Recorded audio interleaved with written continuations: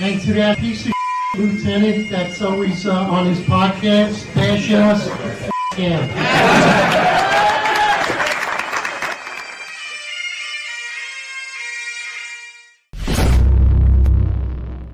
Right, attention or roll call. That's right. Good morning, everybody. 8:05 live Eastern Time, and of course 5:05 Pacific Coast. Friday Roundtable, finest Unfiltered. John, Marlon, and myself. Good morning, everybody. I hear some kind of reverb coming. That's Marlon. He's messing us up again. Blame him. Yeah, he just muted it. Marlon started a monkey wrench in that roundtable. But yeah, listen, all good. I think we had a hell of a week. Good recap going for you. I think we got a special going on. I think everyone's tuned in what's going to happen today. So MTA versus NYPD. Tramell Thompson should be coming on in about an hour from now. He'll be coming to the stage. Should be a great conversation. 20 minutes. I'll be on. 20 minutes. Okay. I thought you said 9:20, 8:20. Outstanding. All right, so 20 minutes. We should expect Tramell Thompson. This should be a great conversation. Tramell Thompson is the vice president for MTA Transit Workers Union Local 100. He actually was elected this year. So that was an upset. He's kind of an advocate, and he's also an activist when it comes to social justice issues. So check him out. Look him up on social media if you want to get an idea. And then we'll get into it. He took some photos of NYPD cops on break in MTA rooms. Of course, this is where I have a problem. Knee-jerk reaction by the leadership of the NYPD. No balls. Instead of advocating and fighting for their people who are exhausted, burn the candle on both ends. Instead, they've locked them out of the rooms and do not have the ability to take a break at these locations. John, good morning. Hey, morning, everybody. Yeah. So Tramell's an interesting dude. You know, I've appeared on his network, Progressive Action TV, twice. I thought they were good shows. You know, I like Tramell. I'm just going to put that out there. He's a little brash, talks a lot of smack, but, you know, he's definitely an interesting character. He was Tramell. So for those of you that don't know, I personally think I don't know that this ever happened in New York City labor history. And I think Tramell is like a front runner in this, where Tramell was terminated from transit. So he was terminated from the MTA. He was terminated for getting into a fight with the vice president of TWU. Tramell then runs as a terminated member of the MTA for the vice president of TWU and wins the spot. I don't know if that's ever happened. So Tramell's been highlighting a lot of the issues that are in MTA. I was 100% not happy with what I saw when he posted about issues with the NYPD. I didn't think that was the proper way to go about it. I didn't think it was good for a labor representative to do it. And after we had posted about it and responded to him, you know, we had received numerous messages, dozens and dozens of messages from MTA workers and NYPD cops and MTA cops, like, yo, this is crazy. You know, the job just put it off limits. They said we can no longer go in MTA break rooms. So I'm going to bring up to the screen real quick Tramell's video. I'm not going to show the photos of the cops, but basically what it was is he had cops. He had posted a video showing cops in break rooms. There was music to it, and that's really the reason I'm not going to show the whole thing. It's because it'll just shut us down. The other reason is they're old photos. They're unnecessary. And, you know, like our take originally was, cops, like everyone else, are entitled to a break, right? You're entitled to a break. You are. Like, that's it. So, you know, can MTA workers close their eyes on a break? Technically, no. Can NYPD officers close their eyes on a break? Technically, no. But I'm sitting there and I'm saying, is that legitimate? Like, someone could tell you whether you can't close your eyes for a minute, meditate, take a rest, think about something. I, throughout the day, meditate often. I go to a park. I sit in the sun for about 10 minutes. I keep my eyes closed. That's my form of rest. Is like, if NYPD workers, MTA workers aren't entitled to that. So Tramell's going to come on here. He's going to talk about this, but the department had a knee-jerk reaction to that. So, Marlon, I'm just going to play the video before you go. This was the opening to Tramell's This was the opening to Tramell's video. It goes on to, again, show cops who appear to be sleeping in MTA transit facilities, but again, while they were on break. Hey, what's going on, y'all? So check it out. Look, nobody don't want to talk about this right here. But why is NYPD sleeping in our break rooms when they supposed to be out there showing themselves to deter crime and be there for the people? If you don't believe me, check it out. So, Mom, what did you think when you saw that video? Well, you know, politicians and like political figures in the city always have a habit of using individual incidents as like individual incidents and anecdotal evidence as like proof that there's a systematic problem, you know, without ever pointing out the underlying problems that lead to those individual incidents, you know. And a lot of times those underlying problems come from above, you know, the 1PP and supervision. And this is another example. You know, he claims there's a problem with cops sleeping in the break room, shows 1 or 2 pictures. And okay, what problem have you solved right there? You know, have we gotten to why cops are sleeping in the break room? You know, have we spoken about like all the amount of hours that cops are working in transit right now that causes them to be so tired that they knock out during a break in those break rooms? So there are 2 questions that I want to ask him when he gets on, and it's basically what's his goal here, and if his goal was obviously protecting the MTA and MTA workers, then, you know, has he, what he's done hasn't accomplished that, you know? Has he asked 1PP for more cops? Has he spoken to the unions about the issue? I honestly want to know what was his goal here. You know, that's outstanding what you're saying here, because I believe there's 3 T's of communication, right? So if this is about public safety, and if this is about whether there's enough cops in transit actually being present and having a presence in the subway station, right? That's what he's saying here in that video, right? So he's making the inference, right? Because we haven't spoken to him yet. We don't have the complete context of this. So he's making the inference that cops are actually spending the majority of their work time in the MTA rooms rather than doing their job. So what I like to know with this context is, are the cops actually on their break? And if they're on their break, rules are made to be broken. They're exhausted. They burn the candle on both ends. If they close their eyes, where they're sleeping, close their eyes, who cares? I have a problem with the fact that they took pictures. I have a problem that you took pictures and try to post it without trying to solve this. Exactly what you're saying, Marlon. So I say there's 3 T's of communication. That is, he could have spoke to the cops, talked to the cops, find out what's going on. And what he'll realize is the cops are just so exhausted. They're taking a break. What's wrong with taking a break?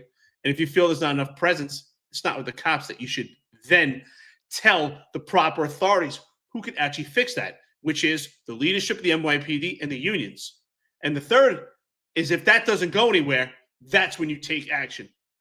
So you talk about it, you tell someone, or then you take action. And that's where I think this failed, where he skipped the first 2.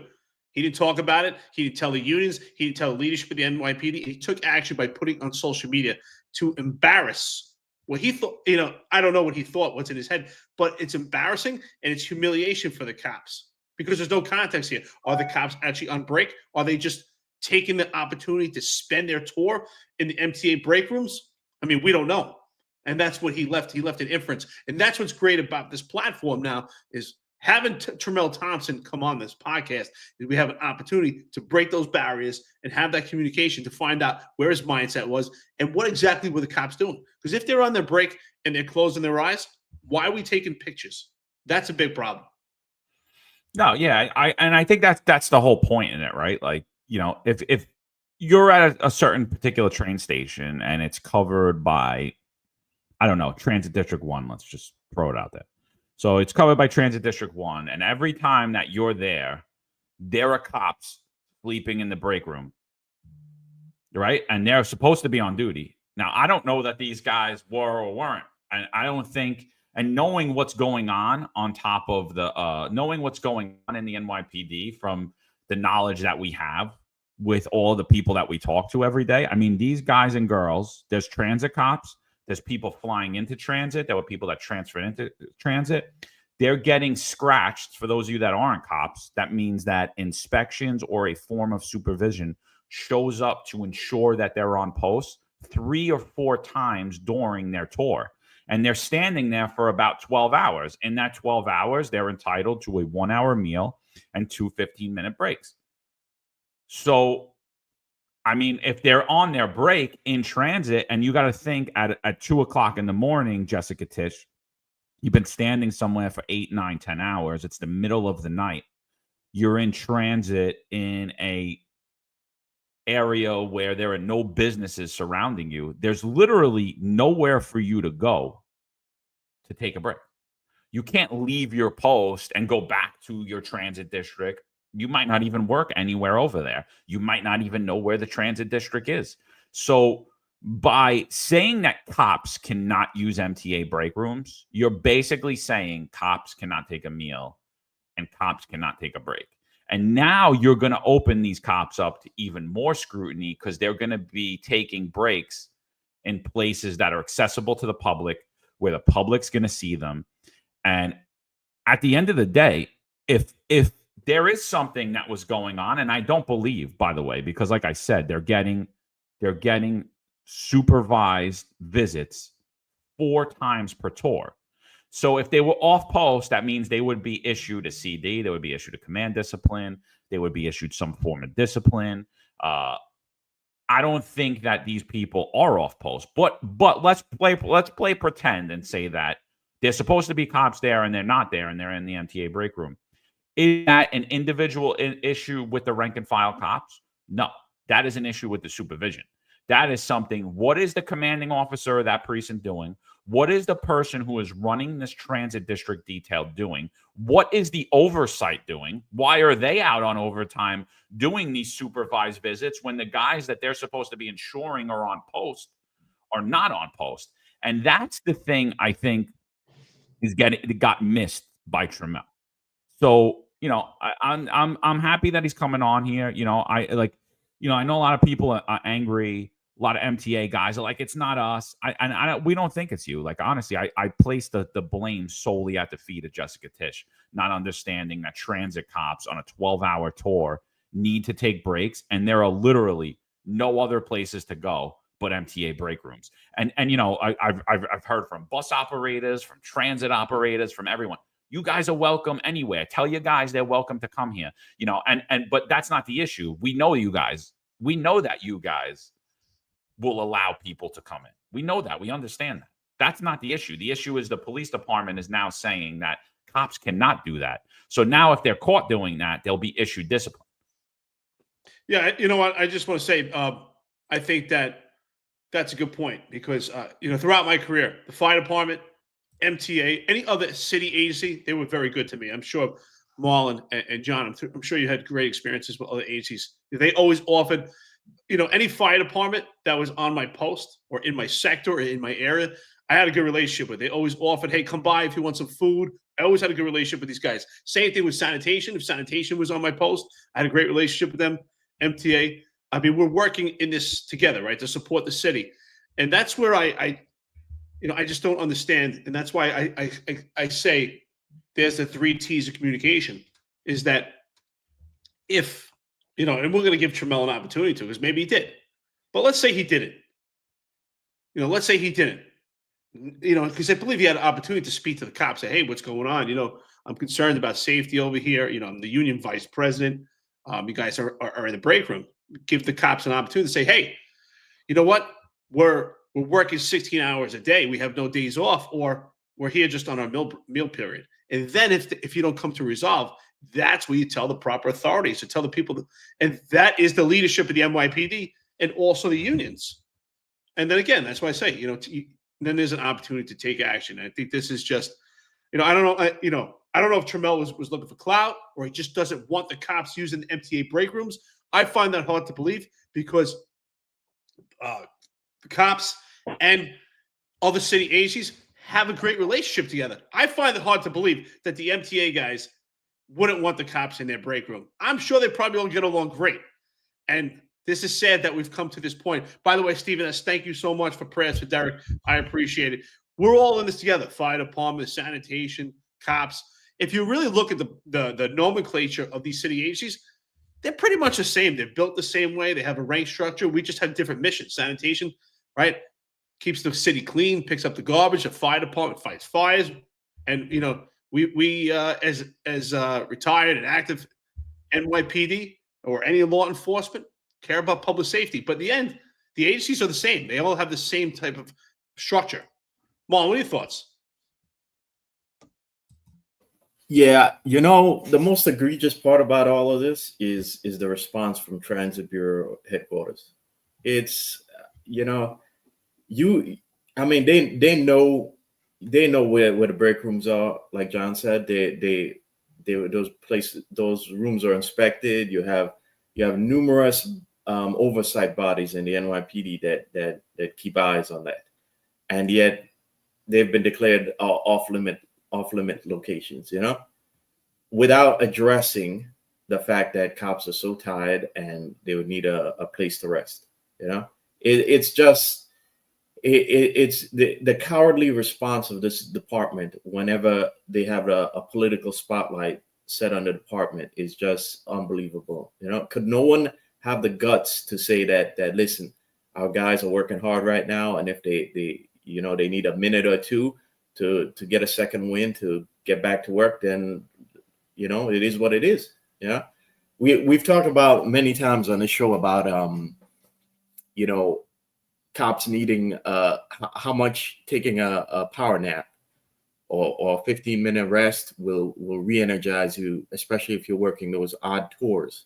And I can tell you, as a former midnight cop, once you get to those late hours, like 4, 3 a.m., no matter how energetic you were at the start of your tour, you know, you're starting to feel it. And you oftentimes, you know, when I took my lunch, I took a power nap because when I woke up, it kept me going until it was time to punch out.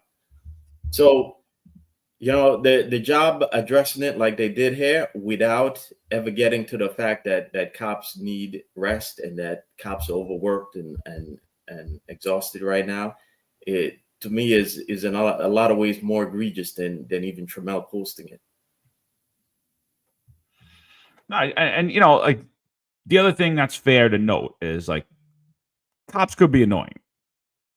You know, I'm not saying that, you know, I'm not gonna pretend that some MTA workers couldn't get annoyed with cops, because it's definitely possible too that cops are doing some dumb things. I mean, we see it all the time, dude. You know, like I interact with Florida police down here often, and you know, they talk about, they're like, you guys are the worst, bro. I hate pulling you over. You all have attitudes. And like I drive like an old lady, so I don't get pulled over. I interact with them at any events that I attend or when I see them. And a lot of guys around my PD guys. And sometimes, you know, a couple of people are saying in the chat, we are our own worst enemy. And those are issues I think that could be worked out amongst the unions. So listen, we're about 18 minutes in. We're going to bring up Tramell Thompson. He's in studio now. And then let's hear him. You know, we spoke about it. So I'd like to welcome to the stage Tramell, welcome, brother. Hey, what's going on, guys? How y'all doing? Yeah, good, dude. We started off, we played your video. You know, we told your story first off, and correct me if I'm wrong, but I think you are the only person in labor history in your unique situation where the MTA terminated you, and then you became a union vice president after the termination. I'm not sure if that ever happened in New York City labor history prior. Never. It was the first time that it ever happened. But it was a grind. You know, I've always been out there for the past 10 years advocating for transit workers' rights. Hey, Tramell, good morning. It's good to have you here. You know, no matter what, it takes balls to come on here and actually have a discussion. I always say, I think you've heard it before, opposition meets opportunity. I know you and I have had disagreements on social media when it comes to policing. I know you're an activist for social justice, and I respect that different opinion. So I'm a firm believer. I was saying this earlier, and I believe that there's 3 T's of communication, and that is to talk to the source, and then if there's no resolve, to tell the proper authorities, right? Could be union, could be the leadership of the NYPD. And then if there's another failure, to take action. So I love to give you the opportunity. Now, from your video, we don't have complete context. What we've seen is that you were concerned that this public safety is an issue because the cops are spending their tour in the break room. So now I want to know, did you have an opportunity to speak to the cops to find out, are they there just for their meal period, or are they actually spending the majority of their tour in the break room? Because if that's the case, the problem we find, and I believe that you're not talking to the right source, is the leadership of the NYPD, because there's a staffing crisis. The cops are exhausted. They burn the candle on both ends. So I'd love to give you the opportunity to tell us exactly the context of this. Have you had an opportunity to speak to the cops themselves in the break rooms? Yeah, well, first and foremost, I want to send my prayers to your family. I see what you're going through with your kid. Thank you so much. Thank you. So let's start there. So first, I never took any of those pictures. So what happens is that the members see me the pictures because they're frustrated. When assaulted, nobody seemed like they're there for us. Like, we never see the police at all, right? We had a conductor almost got severed from their shoulders on the A line. We had a train operator stabbed up, was in critical condition. This seems to be a normal occurrence when it comes to transit workers and our safety. And the first people is, where's the police? Where's the police? And then the second thing they think is they are in our break rooms, right? Now, are they in there for their meal, for their 20-minute breaks? Are they in there for the whole shift? Depends who you ask. So we got this title in transit called, and they train us who basically do yard moves. So they're basically in for hours. Would tell me that officers were being there for 3-4 hours, right? Or know that there's no break that's 3-4 hours at a time. So it's any job. Do you have lazy transit workers? Absolutely. Do you have NYPD? Absolutely. There's lazy people everywhere, right? And sometimes those lazy people, those people who like to shirk their duties, they make it hard for every one of us, because then it paints a bad on every. Now, the other day I put out in the, maybe I shouldn't have done it that way, and it's for multiple reasons. Sometimes I forget who I am, right? Maybe strategy, the way I talk, the way I carry my, maybe people will listen to me a little different than I was going with the leadership has told us 2021. I'm a president who's still heavily involved with the union.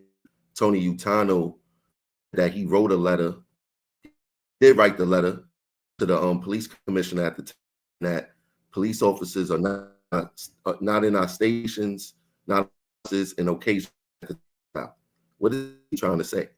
Right? Mel, sorry to cut you off, dude. Your Wi-Fi is awful, dude. You're like in and out, like real bad.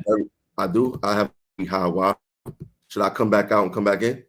Yeah. Why don't you come back out and come back in real quick? Because it's bad. We got a lot of people on here today too. So come back in, because we want to hear what you're saying, and you're chopping in, dude. You're running out.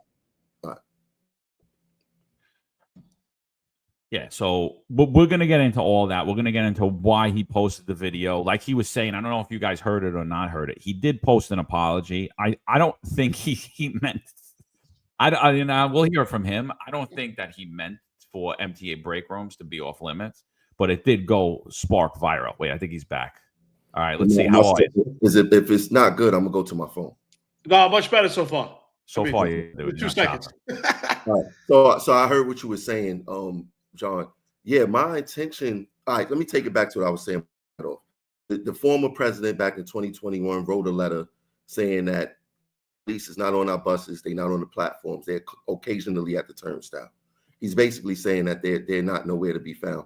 There was a news article a news story came out last week, done by guy name, I forgot the guy, Greg Mocker from Pix 11. And there they said that they spoke to all levels of government. So you got the presidents of the saying that they spoke to everybody and nothing changed. Then it's like, God damn, what are we to do? Nobody's listening to us now. And nobody's telling the real story of what's happening with the police in some of these rooms. I'm a labor advocate, for one, right? I'm a labor advocate. I'll be on the front line of a lot of fights. I was on the front line when the teachers lost their job because they vaccinated, when the police didn't get vaccinated. I was on the front line. It didn't affect me at all, but I was on the front line with everyone. So my intention wasn't to get police officers kicked out of the break room. My intention was to say, hey, sturdy up, no sleeping, because I feel personally that police is not one of those jobs where you should be allowed to close your eyes on duty. Why? Because anything could happen. Anything could happen. What if you guys call a 1013 and you find out the closest officers close to you was knocked out? And you find that out, you be like, yo, come on, dude, you're not supposed to be sleeping. I was getting my behind kicked out there and you were sleeping. That wouldn't roll over good with you guys. So with us, when we see the sleeping and we know that this goes on and we getting our behinds kicked, we like, come on, NYPD, what we doing? And then sometime when police officers be sleeping, they be laid out on a bench. We don't have a place to sit and eat our food when we want to, take a break. And then there was a situation some years ago where a sleeping police officer in the room and the cleaner goes in the room, he hits the light and the police officer drew his gun. You know what I'm saying? So sometimes we don't be known. Some police served in the military. I think your Wi-Fi is getting. What you're saying is great. We want to hear it, but your Wi-Fi is going. Maybe let me get on my phone. Yeah, okay, awesome. Appreciate it.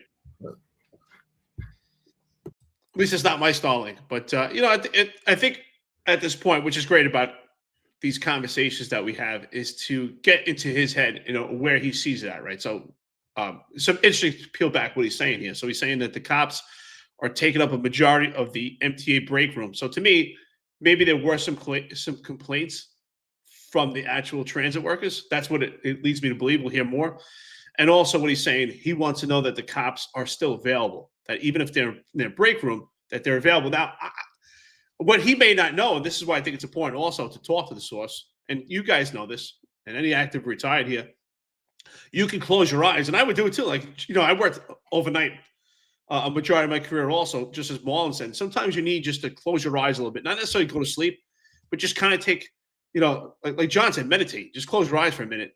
And even then, you can still hear the radio, and you're still aware. It's one of those skills that you learn as a cop. But Tramell, I like to keep giving the floor. Just kind of break down, summarize some of the stuff he's saying here. I heard what you said there. Now, when I get off the show, because those pictures that was posted, to be honest, I've been posting them for the past 3-4 years.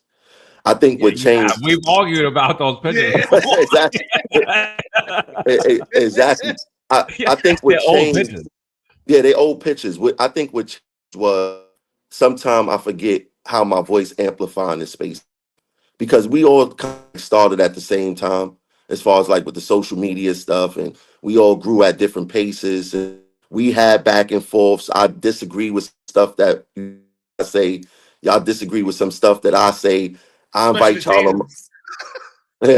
I invite you on my platform. Invite me on your platform. And it's about the dialogue. And I think that that's what's missing in our society.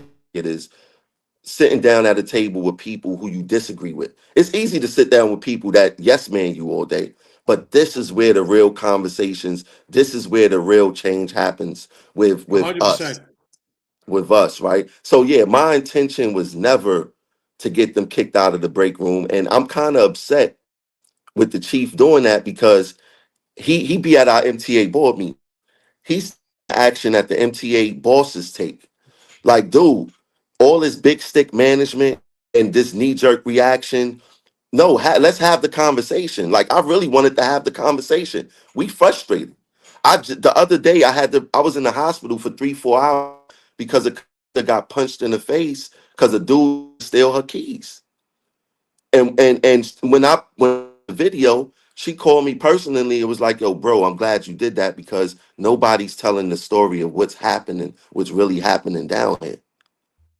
And it was my fault, because it slips my mind. When I look at NYPD, I don't look at NYPD as PBA, Sergeant's Union, Lieutenant Union. I look at NYPD as one. That's how much y'all stick together. So if I had a chance to do it over, I would have reached the PBA guy not like I don't know 100 police officers in different ranks. I could have made that connection. But now it seems as if my union president and the PBA president are to have a conversation about the safety of both police officers and that there needs to be a joint effort with getting staffing levels up at NYPD. Like you said, burning the candle from both ends. If people not getting enough rest, especially police officers, how can they effectively do their work? You know, being awake, being able to do your jobs is very important. Like I was schooled the past 2 days with police talk.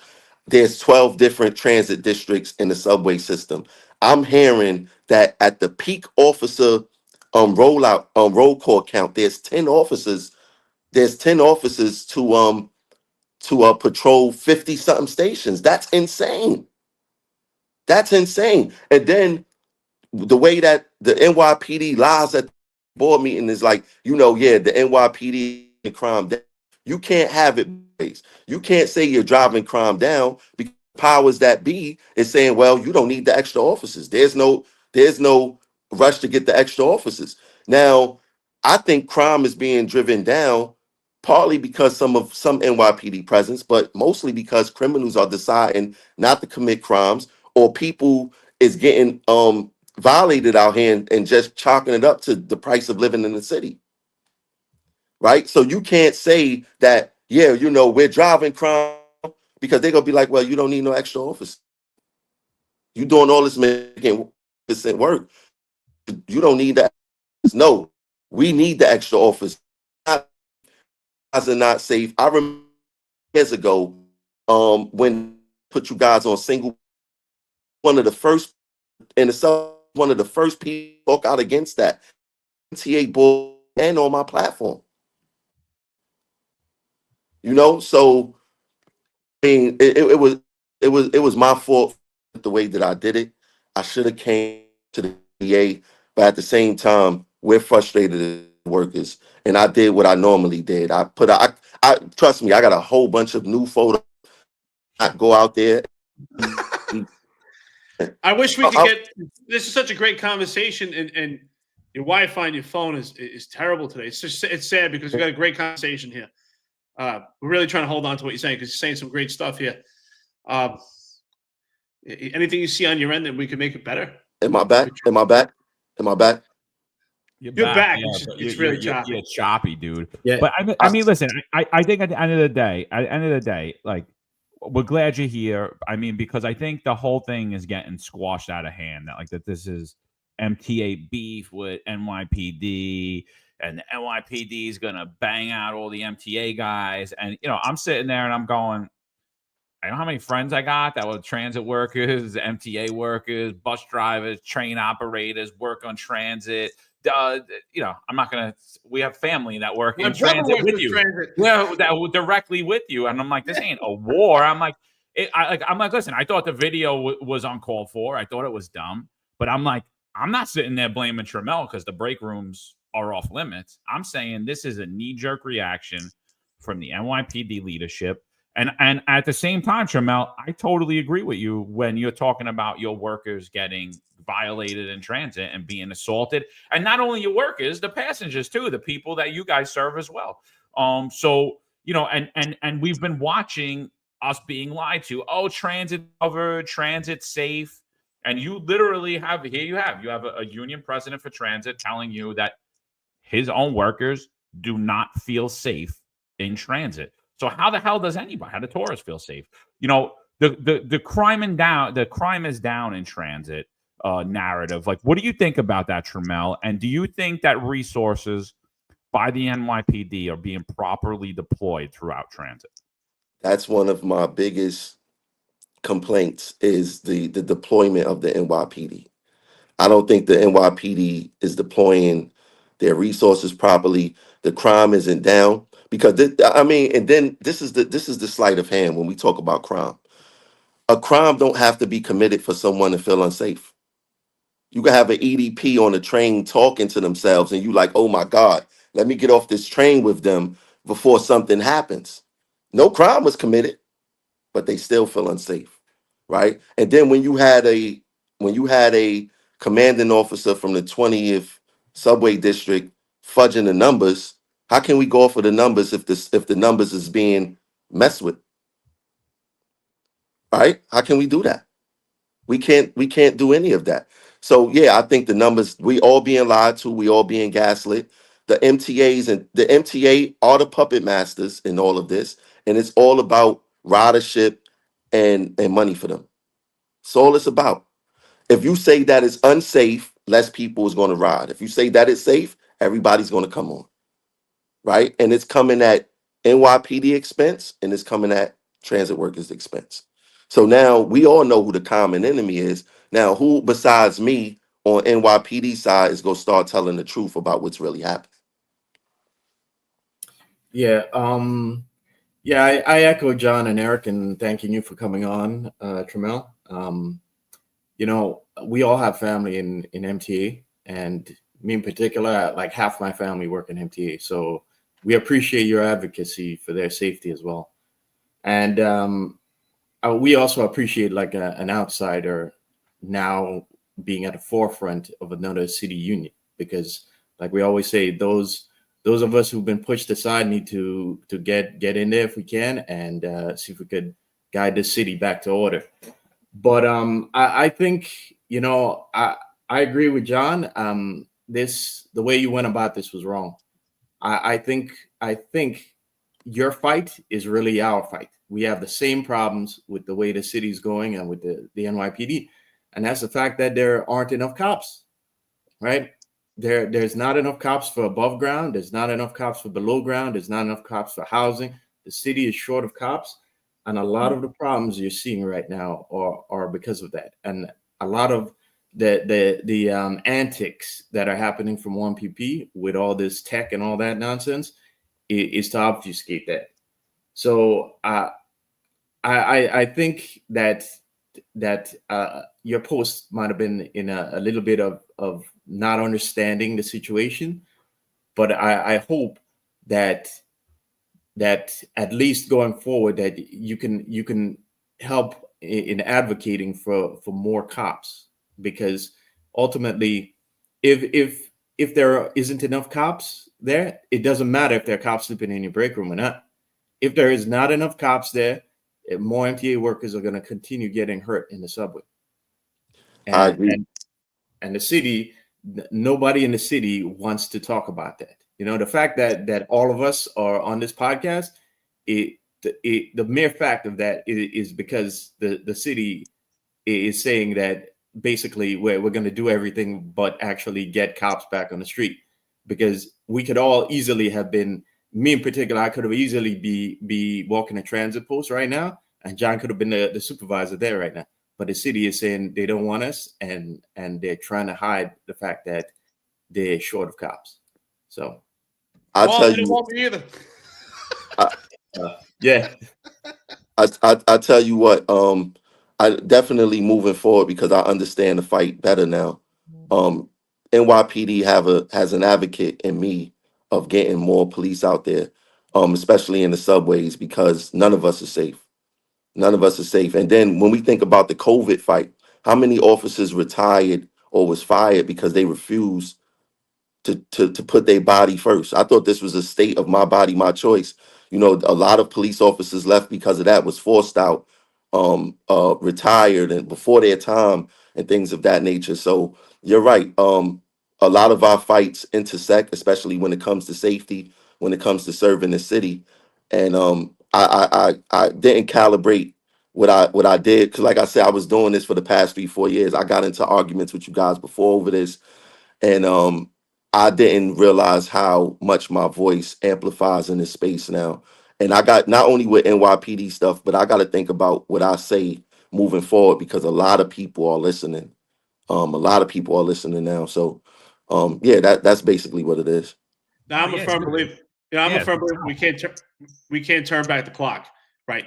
That's why I believe we could turn something bad into something good. Now, do I like your approach? Absolutely not, because I know how the NYPD works. But at the same time, I don't blame you, because you don't work for the NYPD. Your job is to advocate for MTA. So I don't blame you. But we're upset because we know how the NYPD responds. But what it does show, that's why I say we could turn something bad to something good. It shows the failure of the leadership of the NYPD because they always put a Band-Aid. This is one of the few organizations. If you're a man in the NYPD and you have a wife, or if you're a woman and you have a husband, this is the one organization. If you worked, let's say, American Express, you worked in some building, some corporate office, and your significant other walked in and complained about you, they would throw you out and say, ma'am or sir, this is not the time. We have a workplace, and they would throw you out. In the NYPD, if your significant other walked into your precinct to complain about the cop, they throw the cop out. So that's the knee-jerk reaction by the leadership. So I'm not upset with you, right? Because your job is to advocate for them.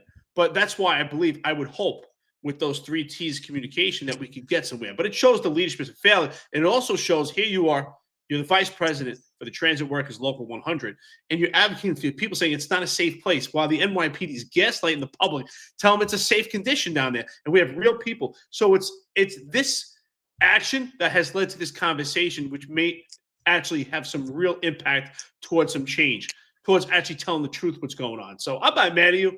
This gives us an opportunity to move forward. That's why I say opposition meets opportunity. This is the opportunity to make real change. But at the same token, I hope that I hope that you can have a conversation with the union and say, hey, listen, what do we do? These cops are exhausted to make it better. And at the same token, where it's a place where the MTA doesn't feel that the police have overtaken their break rooms as well. I get that. They shouldn't overstep their welcome either. And you had said this, I have to your credit.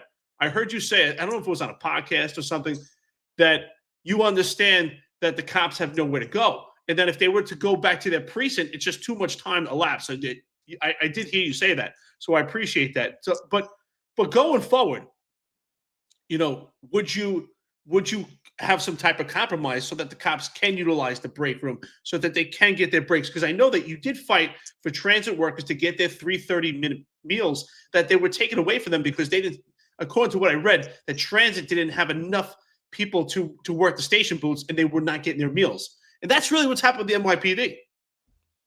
Once again, I never wanted them kicked out of the break room. I never said that at all. I just wanted the sleeping to be addressed. And if it's up to me, absolutely, because some officers, we go in there, we talk to them, they fun, we have jokes, we humans, right? That's our time for all of us to let our head down and just, kick it as one. Hey, how your day going? How your day going? But then you got some officers that want to be rude, that want to impose their will on workers because they are police officers, right? And it creates that type of friction. And like we had police officers write transit workers up, not go to the union, went straight to the MTA bosses with the NYPD letterhead and got transit workers in trouble, right? So I think, and I said this before, I don't look at cops as such thing as bad cops, good cops. I look at it as good people, bad people, because good people and bad people put on every type of uniform. They put on every type of uniform.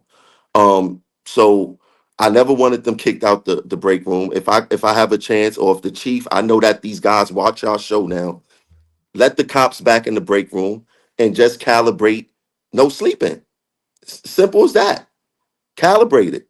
They gotta eat. Where the hell they go? And then they want to survey all the break rooms, and man, that wasn't my intention. I'm sorry that it came to that, but the police officers need somewhere to eat, somewhere to take their rest. I don't care. I never said give them 10 breaks. I don't care. Just don't sleep, because that could hurt you and it could hurt me. They call it 10-13. Your officer was sleeping. Y'all go be somebody locker go be upside down. Let's be honest. How have the unions reached out at all? Tried to work this out with you guys? Have you had any contact with any of the police unions or any of the NYPD leadership? Yes. So I haven't personally, but my union president came off a vacation yesterday. He put out a statement that he spoke to the PBA president, and next week they're going to come together and join forces on the issues, the staffing, the safety, and all that other stuff. So something good came out of it. All these years we've been working side by side with each other, and now they're having that conversation. Yeah, and would you think about, and just on another topic, would you think about people asking? Would you? I saw you definitely posted about it. I'm pretty sure I saw a video of you talking about it. Would you think about the Transit District 20 commanding officer being accused of fudging the crime statistics? It's hard. It's horrible, right? Because those crime statistics, the MTA rely on to gaslight all of us, right? So why are you lying about crime stats? Now, from what I've heard, you guys could correct me if I'm wrong. A lot of these commanding officers lie about crime stats to help get promotions later. Because if it looked like you running an unsafe operation, then you're not going to get promoted. But if it looked like that you're running a safe operation, you're more likely to get promoted. I don't know how true that is. I did hear that from True. okay. I don't think he was a lone wolf. I think we said that's systemically going on. He just got caught. That was Yeah. Yeah, and that's the problem with NYPD. They take, once you get caught, they take action. But everyone knows that this is happening. And like I said, these stats that they're making up are being used against us by saying that the system is safe when we all know it's not safe and it's all bad. And the MTA knows this. They know this. And not one time at the MTA board meeting, they had 2 MTA board meetings last month after this officer got caught lying about the crime stats. Not one MTA board member mentioned it, and neither did the NYPD liaison on the MTA board mentioned it. So what are they doing? They lying to each and every one of us. Another question from the audience here, Joey Diaz Jr. He said MTA workers are getting assaulted. Are felonies being turned into misdemeanors? Obviously, assault on an officer, right? Same thing. If I assault a MTA worker or I assault a police officer, I'm assaulting technically an officer. I'm assaulting an officer. That should be a felony charge. When your guys are assaulted, are the courts responding appropriately, and is the NYPD reporting it appropriately? So I'm gonna add you right with both of those two. I'm gonna add another caveat to it. Sometimes the NYPD don't even want to take the arrest, so they'll try to talk the this happened just yesterday. A conductor was hit with a walker at I think Rockaway or Howard Beach in Queens, and the police officers tried to get her to not make the complaint, to say that, do you really want to do this? Talk her out of it. Like, what are we doing here? So yes, there are stories of the charges being downgraded, and we all have the issue of what the district attorneys are doing with the catch and release. It's a carousel in our city of people getting caught, and then, like, it's a game. Like, remember the game Cops and Robbers? I caught you and then you're free again, and we got to catch you again. This is playing out in real life, and we have many issues in government. And me, I was a lifelong Democrat. Uh, the Democratic Party that I was taught to love is not what I see today. Um, they I don't know what they doing in the city, but us as civil servants, us as city workers, we're paying the piper for it. We're paying the piper for it in wages. We're paying the piper for it in healthcare. We're paying the piper for it in safety. We can't afford to live in the city in which we work. And this is a Democratic town, a blue town, and we're not getting the bang for our buck, and they're responsible for every single last piece of it. The way that the Democrats are acting is the way I was told how Republicans act. And I'm totally at a loss. I'm confused. I'm politically homeless, as I like to say. And we just have so many issues in this city. We just have so many issues in this city. And I'm glad sometimes, I didn't go about it the right way, but I guarantee you that something good is going to come out of this, because the conversations are starting to take place. And I say, one of my mottos is, in order to create change, first you have to create awareness. That's basically how it goes. So I And created that's what we're awareness. doing right here. You're 100% right. This is making a major impact. This conversations break barriers. And that's the problem also. The leadership and the unions, they don't have real conversations. It's just conversations at the surface. If they had real conversations, we'd break these barriers to find out what's going on with the conductors. As I know, the conductors have been attacked. We have bus drivers being attacked. I mean, there's MTA workers that really, they need a plan. Has anyone ever approached you, anyone from the leadership, to approach and say, hey, what's going on with your people? Or what safety measures do you think we could take? What are you seeing? Have those conversations ever been had? I mean, as the vice president, you know, with your boots on the ground, have these conversations have ever been approached to you? Not in my capacity. I have never sat down, but once again, the union president, the past two presidents have expressed that they have sat down with all levels, leaders of government. They wrote a letter to the NYPD before, and nothing changed. And you know, like the great saying goes, the definition of insanity is doing the same thing over and over again and expecting a different result. So I felt that they tried every result. And that's why I take the social media route, because it's 2025. It's easier to get information out there, and you can hold people accountable that way. My union don't see it that way. Like my union leadership, they like anti um uh internet, anti social media, and I'm not. And that's just my method of my tool of getting information out there. But I'm just so happy that we have platforms like the platform that you guys got, that I seen grow over these past few years, where y'all was getting a couple of hundred to thousands of people watching on some of these shows, and these conversations are much needed, much needed. Like I'd rather sit down with someone who I don't agree with than with someone I agree with all day. Yeah, absolutely. You said a while ago, what'd you say? You said we're not going to agree on everything, but let's build on the things that we agree on. And Yes. you know, I think that's what we do. You know, like and that's what I was telling everyone was like, you were like the most hated man in the city for like 12 hours, dude. I had MTA workers bashing you. And I'm like, I told everybody, I'm like, I like Tramell. Tramell's a good dude. I don't like what he did. I thought it was whatever. I'm like, but Tramell, you know, he's a little brash. He says a lot of things, but so do we. You know what I mean? And it is what it. I was like, it is what it is. Maybe it came off wrong. I don't think that was his intention. You're clearly here telling you that was not your intention. You know, anything you want to add? We don't want to keep you all day. We know you're a busy guy. So, you know, what's so funny, John, is that the video that you made, everybody who hates me in transit was posting a video like, oh, look at this guy talk about him. Oh, he does. And I'm sitting there laughing. I'm like, y'all don't know John is my guy. Like, yeah, we don't agree on certain things, but I could get him on the phone. He could get me on the phone. And, you know, it's not what y'all think. Don't think that it is. I mean, with some officers is like, yo, fuck that guy, Tramell, whatever the case is. I get it. Some transit workers is like that too. But I said, John is my guy. Like, these are my guys. Like, I know that we go talk and they go let me know how they feel. I'm gonna let them know how they feel. We go say fuck you, and at least we're straight up, right? We're straight up. I mean, yeah, we're going to have the conversation, and that's why when you invited me on the show, it's like, look, I ain't got nothing to run from. I didn't do it maliciously. That wasn't my intent. The way the NYPD handled it, and let's have a conversation because everything starts here. Hey, Tramell, what about this has been the issue right now under Jessica Tisch, having Q teams addressing quality of life. What about the homelessness problem? Because you mentioned the emotionally disturbed, right, on the transit, on which is, it's not a crime, but it's a major problem. So what are you seeing right now? How's the response to NYPD? What are you seeing compared to what they're telling the public right now, their response to homelessness and emotionally disturbed in subways?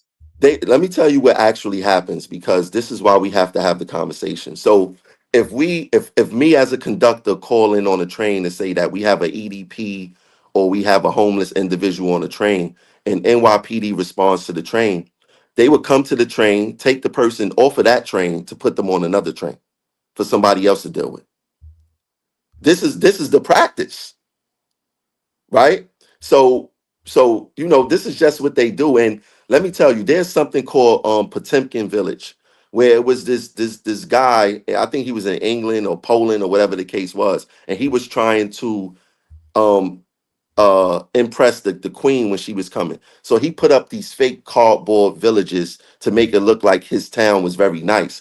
What happens with these MTA bosses and these NYPD bosses, they always know in advance where they're going at.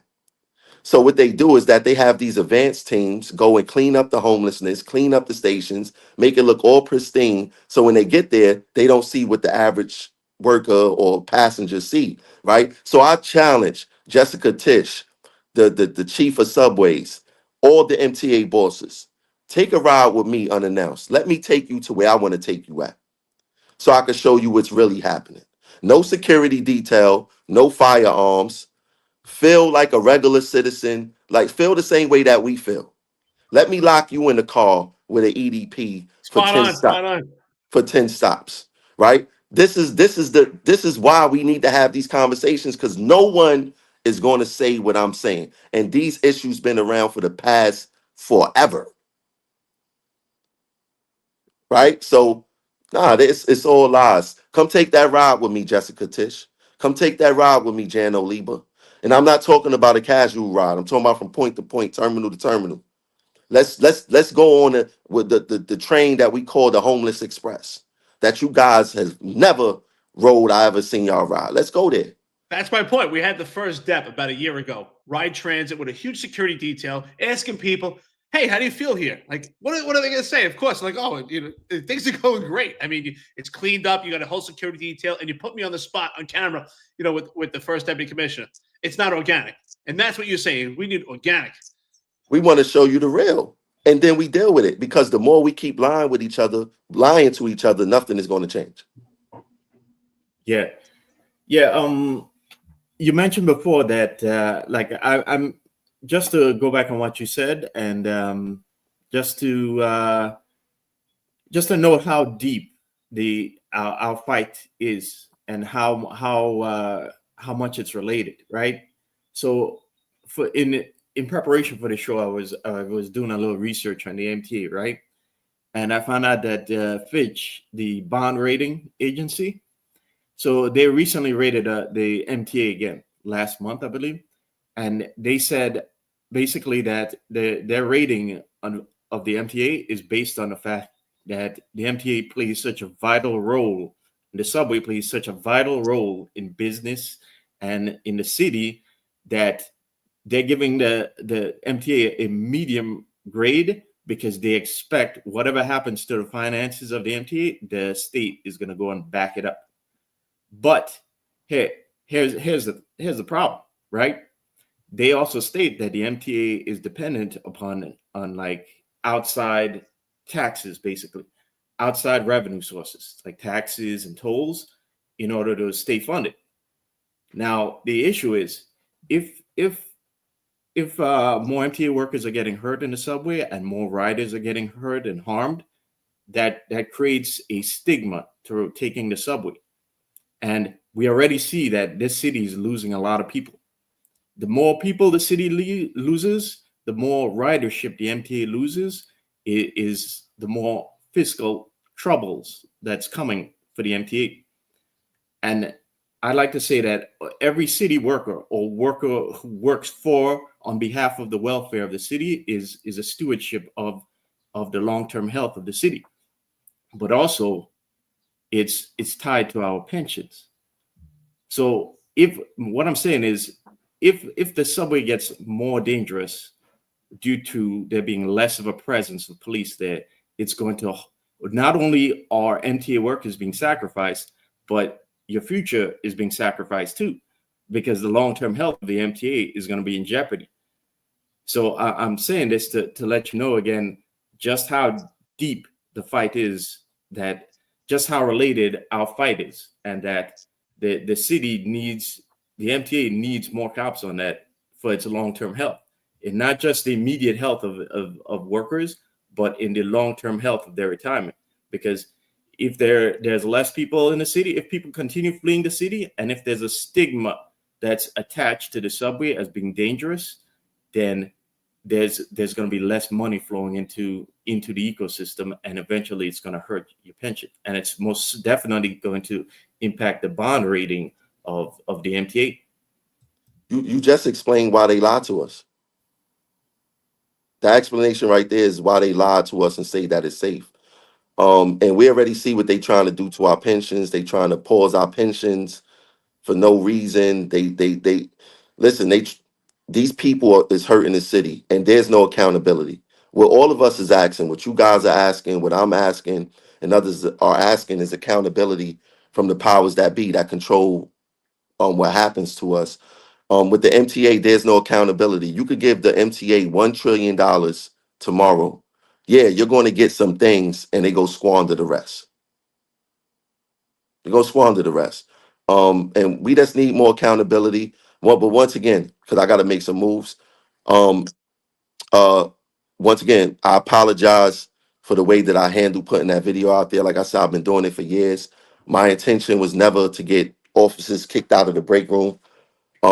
I don't like the reaction that the NYPD bosses did with kicking them completely out the break room. We need more officers. More officers make sense. Everyone will feel safe. The minute I see a police officer, I'm like, great. I'm gonna have a safe ride or a good ride or whatever the case is. I'm gonna have a good rider experience, right? We need more police officers. It just makes sense in our subways. And whatever fight that I can help, whichever way I can amplify my voice to make that happen, count me in as a partner. Not only as a vice president of Local 100, but also as a citizen in New York City. So whichever way that I can help make that happen, let's do it. If we want to have further conversations um like this was a brilliant idea to have me up here. Great conversation. And thanks for reaching out, man. And thanks for being friends, because friends don't always got to get along with each other, right? We don't always have to be yes men and yes women. That's right. Our conversations are more impactful than having a yes man or yes woman conversation. We need more of this. This is what coming together really looks like. Um, uh, and that's it. And once again, Eric, my prayers go out to your family. I know it's Thank you really so tough much. for Yeah, what thank you. for you to even come up here. And I wish everyone the best. I wish everyone success. And us as a labor team, forget about what city agency you work for. As a labor team, we deserve better health care. We deserve real livable wages. We deserve protection. We deserve security, and we deserve real pensions, not pensions that you're never, if you can't retire because of tier 6 or whatever the case is, you have to work till you die. We need real livable wages in real situations. You serve your 20, 25 years, 30 years in the city serving it, and you can't live here once you retire. It's real crazy to me. But let's do better. Let's fight. Without no struggle, there's no progress. And I'm here for it all. Let's get it. Thank you for that. I really appreciate it. Acknowledging my son and everything. I really do. And you're a real person. We've had disagreements, but I would say they're great conversations. And I think that we actually, broke a lot of barriers. And you're welcome here anytime. I think it's a great conversation. Turn something bad into something good. It's a pleasure. And I know you got a busy day, but we wish you the best. Yes, yes. Thank you guys. Much success. And I'll speak to you guys later. Yo, hey, look, John, I'm gonna send you that picture. I want you to listen. I want you to be honest with me and tell me, is this guy gonna get up or not if he hears the radio? I guarantee you gonna say no. I'll do it. I'll do it. We're not Real gonna quick, put real it- quick, before you run. I'm gonna Real actually quick. send it to you right now, and I want to see what your reaction gonna be on the show. Be like, nah, I don't think this guy gonna get up. Real quick before you run. Who you got for mayor right now? Anybody, or you sitting back? I'm gonna be honest with you, man. I like Sleewa. Yeah. I like. And me and Sleewa, we talk here and there. We spoke last week. We supposed to be linking up because I want to get him on my platform for one of those reels for we can hear what he go say in 3 minutes what he go do for the city. So Curtis, if you watching, text me. We got to link up either today or next week sometime. All right, brother. All right, listen, pleasure having you always. Like Eric said, you're always welcome. Thanks for coming on. And I know you're a real person. That's why I reached out, because I'm like, he's not scared to come on. He'll come on. Say why he posted, what he thought, and like let everybody know, squash the beef. So I hope NYPD, MTA work it out. Jessica Tish, let the cops in the break room, and then at the same point, PBA work it out with the MTA on the issues that MTA workers have and NYPD workers have with taking breaks in those rooms. That's it. Tramell Thompson, Transit Workers Union, Local 100 Vice President. Take care, Peace. brother. Thank you guys. All right. Later, brother. All right. All right, so you heard it there. Last issue on the transit on the transit workers. It's being told that outside commands are allowed to do 3 transit tours a month, as per Jessica Tish, and we've been informed by many in all different bureaus and other outside people that are outside of transit their chiefs are not allowing them to do the 3 tours in transit, which would allow you to have more officers in transit. So Jessica, open that up as well. Make sure those chiefs are allowing the members that want to do 3 transit tours to do them. And the way to do that is those requests should be going directly to the top and circumventing the borough and bureaus. And so that's our piece of advice today, to have more cops on transit. Anything else before we switch topics? Yeah. For those of you city workers that are listening to this, teachers, firefighters, EMS, whoever you are, that what I told Tramell also goes for you. Because like I said, if the city, you should be advocating for your safety and for as many cops as you can. Because if people leave the ecosystem, the future of your retirement is in jeopardy. Remember, your city is not an island, okay? Your city has to compete with other cities that could attract young people to there, and young workers and businesses, okay? If your tax base leaves your city, your retirement is going to end up like Detroit workers, meaning they're going to adjust your pension and you may have to get a job in your 70s. If you don't want to do that, you need to start going to your union and pounding it into their heads that the safety of the city needs to be improved. And you need to start holding not just the politicians, but the administrators of the police department. Okay, you need to start holding them accountable for what's going on, because if you don't now, you're going to be working in your 70s. So Tramell sent that photo. Tramell, please don't put that photo out. I can see you smiling. Yeah, I'll show you guys later. Yeah, no, it's bad.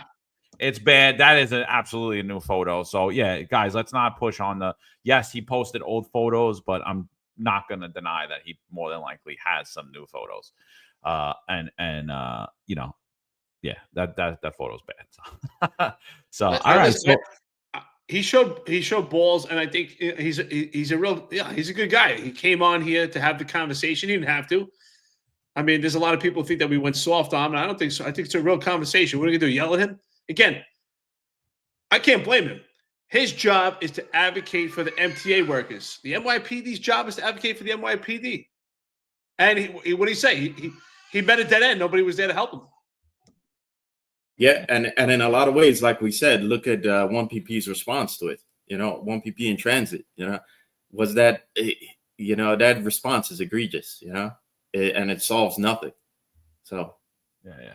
No, everybody like everyone bashes the platform because we allow opposition on here, and we actually allow them to express themselves and articulate their reasoning. And it's like, oh, you guys are soft. It's like, yeah, we're soft, but we're the only ones willing to have the conversation with the opposition.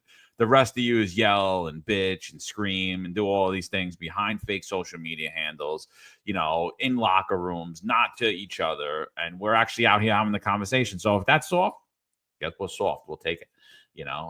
Danny, I'm gonna pronounce your name right one day. Kurtzenia says Sliwa is the only choice, man. So, but yeah, I thought it was a great conversation. Let's get off of that because we got some stuff to talk about in the NYPD, my friend. Wait, you tell me there's content? You tell me there's stuff going on here? I mean, a while ago, I was told, what are you guys going to do when you run out of content? I mean, we have so much content. We can't even cover it all. Oh, my God. I can't get on day to day. So, all right. So yesterday, you didn't hear from the New York Post, who put out the article and failed to mention where they actually heard it from. You heard from the finest Unfiltered, where you hear basically everything that comes out from the NYPD, hours, days, and sometimes even weeks before the mainstream media picks it up and actually reports it, and then refuses to report on where they actually found out about it and got the ability to research off it, which is fine. It is what it is. Listen, times are changing, and it is what it is. So we put out this document. It's a retirement sheet. It's called the Daily Sheet. See where people are retiring. So Deputy Chief Paul J. Saraceno, tax number 905-379, the Criminal Justice Bureau, He was recently modified and sent there. He was the commanding officer of the chief of department's office when Jeffrey Madry was the chief of department and the overtime scandal broke out. So on the document, you know, it normally, like you'll see on this pension sheet, is you'll see the following uniform member of service appeared at the pension fund for a service retirement or for a disability retirement. But under Chief Saraceno, this document comes out yesterday, April 17, 2025. The effective date on Paul Saraceno's order was April 8th, 2025. So almost a week prior. And it said, the following uniform member appeared at the pension fund on April 17, 2025 for service retirement under Chapter 514, Laws of 2011. What does that mean? So everyone, you know, you guys, I think the cops are their own worst enemy. I mean, because they can't read. I literally put what Chapter 514 is on the document. Everyone's like, I don't see where it says he got terminated. I don't see it. What are you talking about? He didn't get terminated. I had union board members reaching out and saying, not without a department trial. Meanwhile, look at my good friend Marlon Bethel sitting here, who was terminated without a department trial. This is what you guys created. Thank you, union. Now you could be terminated without a department trial. So pursuant, that's what it says on the termination, right? Ready? Pursuant to Chapter 514 of the Laws of 2011, which is what Deputy Chief Paul Saraceno retired under, if a member is dismissed from the NYPD for any reason other than a felony conviction, and the member has at least 20 years of allowable police service, the member will be deemed to have been retired as of the date of his dismissal and will suffer no loss of rights or benefits from the police pension fund. If a member is convicted of a felony, the member may forfeit any right to a retirement benefit. This law applies only to members who are terminated after September 23, 2011. So basically what that's saying is that Paul Saraceno on April 8th was terminated from the New York City Police Department.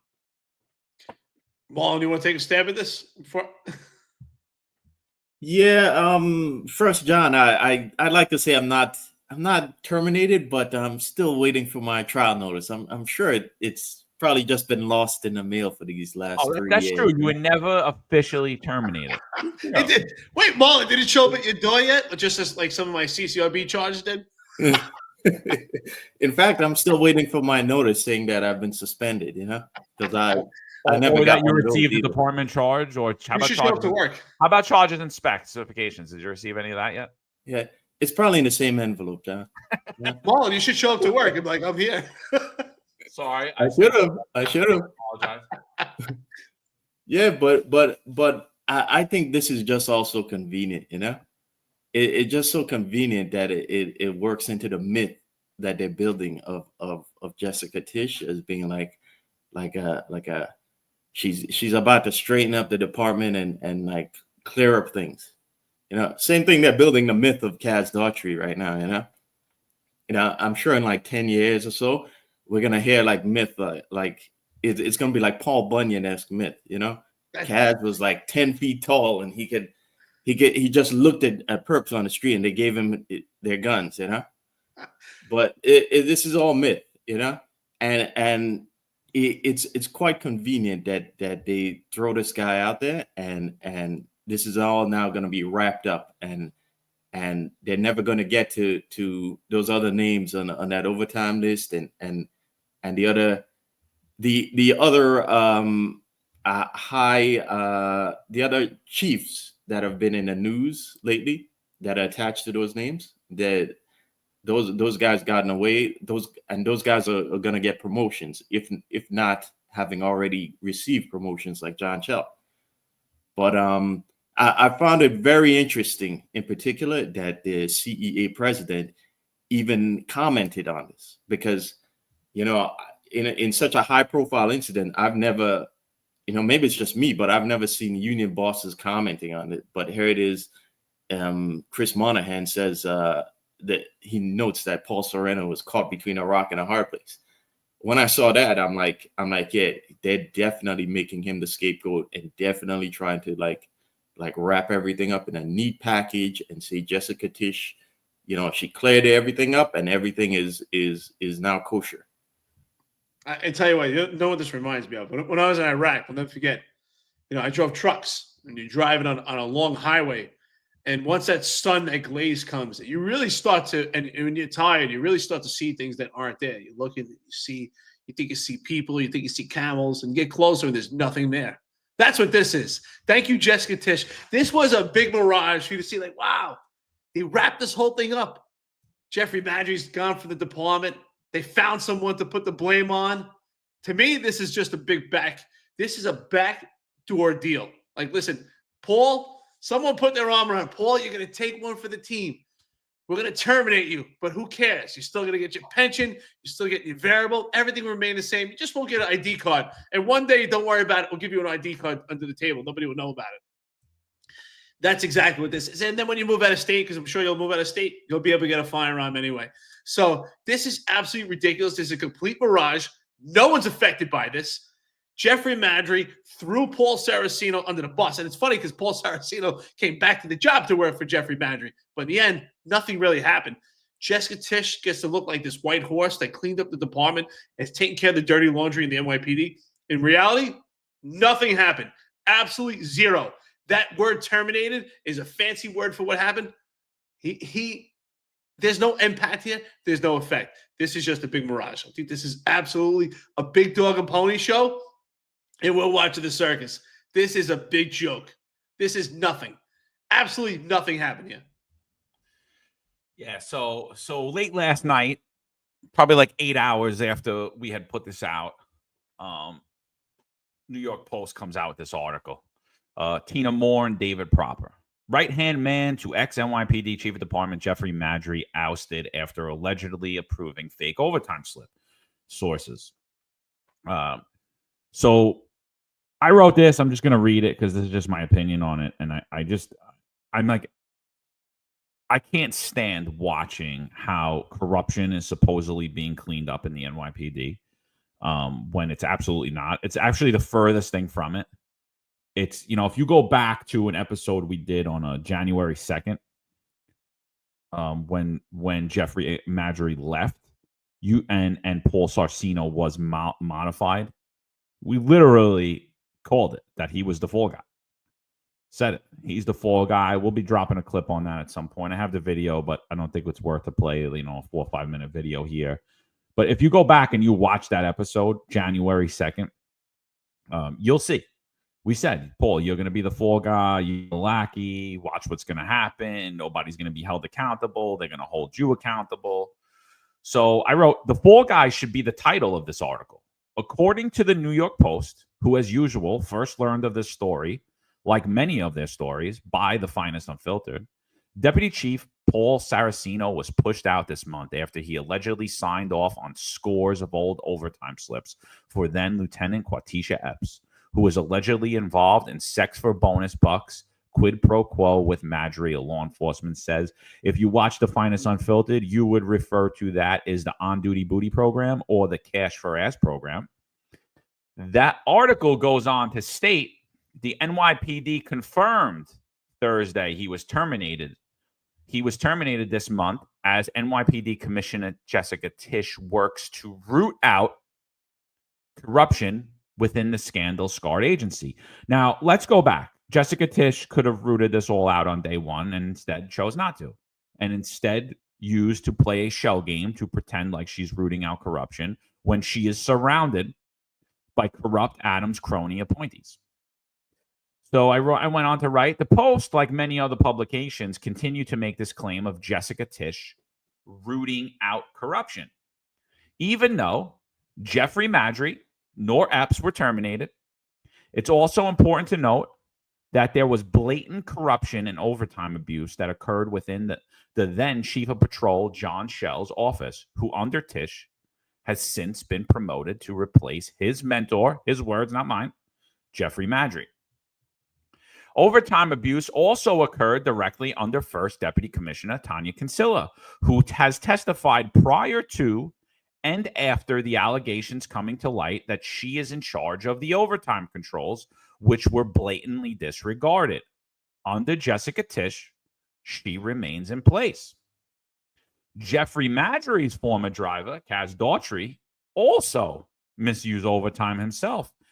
He used it himself, right, because he wasn't eligible for overtime, but he was sure as hell taking some, and had blatant overtime abuse occur under his supervision or lack thereof. He has since been promoted to the Deputy Mayor of Public Safety. Corruption remains blatant under Eric Adams' administration. NYPD Police Commissioner Jessica Tisch had decided to pretend that Saraceno was the only culprit and used him as the fall guy. Any claims that she is rooting out corruption is laughable and should not be taken seriously. There were also many other supervisors who were involved, and all pretended to be Ray Charles or Stevie Wonder, while blatant corruption smacked them in the face daily. And now those same spineless and corrupt individuals, but I know they're nice guys. So I don't want to leave that out, because I know everyone's got a nice guy, Mo, nice guy, good guy, great guy. You know, I know that, yeah, but they're spineless and they're corrupt. So Joe Fox is the nicest. You know, I at least he wasn't involved in this, right? All the guys surrounding in this, all the guys that were forcing you to put this in your body if you want to continue to work, great guys, Mo. All of the pretend to be corruption fighters as they scrutinize every piece of overtime with a fine-tooth comb. GTOFH. I didn't curse. Where's Mike Furia when you need him? Mike, we need you. And Mike says it here too. Nice guy equals weak coward. That's weak coward. That's exactly it. Everyone's a nice guy. This is a complete mirage. Marlon, we said it. This is a big dog and pony show. I think this was, honestly, I think this was a backdoor deal. I think they said, Paul, you're going to take one. I don't know what he's getting for it. Maybe we'll see him somewhere as a deputy mayor somewhere. Excuse me. I guarantee you, mark my words, he's getting something. They made a deal. There's no doubt about it. Clear Jeffrey Madry, clear First Deputy Commissioner Tanya Kinsella, Jessica Tisch gets to be the white horse. You know what? They put the blame on him. Somehow solely he's responsible. But what's interesting also in this article is it's admitted that it was fake overtime. Right? So they're not arguing that the overtime wasn't fake. They're not arguing that the overtime wasn't complete BS. But what they're saying is it's Paul's responsibility.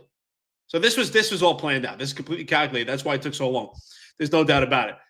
So if that's the case, then how come Lieutenant Epps wasn't held responsible? Jeffrey Madry wasn't responsible. They put it all on Paul. Somehow Paul was the sole responsibility for this. Tanya Kinsella gets to ride away into the wind. She was completely responsible for this, and everyone turned a blind eye. They're all responsible. They're all complicit in this, and every one of them should have been held liable. But this is typical of the NYPD. That's why I think it's such a great episode with John Scola on Sal's show. When John Scola laid out what goes on with the NYPD, they just pay because they're not trying to fix the problem. The leadership continues to just enjoy the fruits of the benefits, and they'll just pay when they get caught. That's all this is. It's just another bump in the road. Yeah, they don't want to fix the underlying problems, and we've seen that. We've seen that time and time again. You know, we talked about it in their response to what Tramell posted.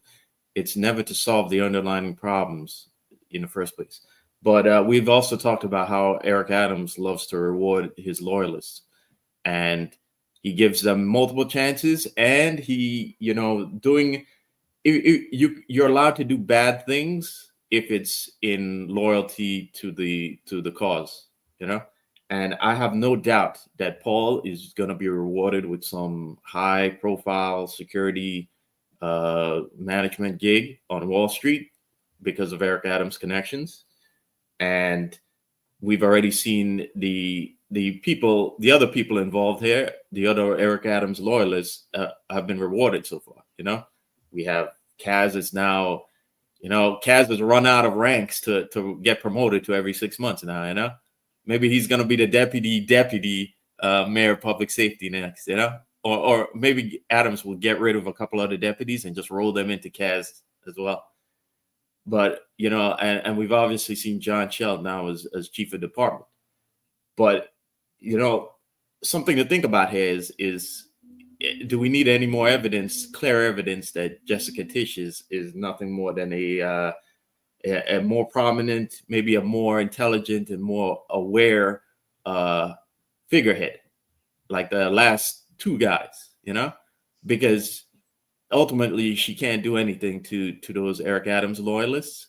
And, you know, we see in the creation of, like we talked about last week, even in the creation of this new division that is being touted as her plan, is really a rebranding of what existed before under John Chell, and it's now being moved back under John Chell as chief of department. So again, is Jessica Tisch nothing more than another than a more well-educated, more aware, more prominent figurehead? You know, and I think, you know, everyone's like, well, and I Rob Lukash was weighing in on, you know, Saraceno signed the overtime slips. He did. Under whose direction? Jeffrey Madry. All the overtime controls that were in place, it was impossible that people did not allow this to happen. It's impossible that the chief of department, the first deputy commissioner, the deputy commissioner of operations, and the chief of patrol, and really probably every other bureau head, because they had the list, the official overtime list, to scrutinize, to make sure their members weren't on. They all of them look at the overtime, and that's not just to say those heads, because there were assistant ICOs, there were ICOs, there were numerous other chiefs in that, even in the police, in the chief of department's office, and in all of these other people's office, who knew exactly what Quatisha Epps was doing, and not one of them put a stop to it. So they turned a blind eye to blatant corruption. You know, some people are upset with my use of the terminology, saying that, you know, they played Stevie Wonder or Ray Charles, and my only use of that is that they pretended that they couldn't see. They pretended that they couldn't see the corruption that was smacking them in the face. They ultimately they pretended to be blind, not able to see the corruption right in their face. That's all I meant by that. And I stand by that. That's what happened. I mean, it was blatant. There's absolutely no way that this didn't raise a red flag. The overtime controls that were in place did not fail. The integrity of those who monitored the overtime controls failed. The fact that John Chell is the chief of department tells me everything I need to know. It told us on January 2nd that Jessica Tisch is not the police commissioner and Eric Adams is. So you could send as many publications as you want saying that she's a great mayor, that she's this, that she's that.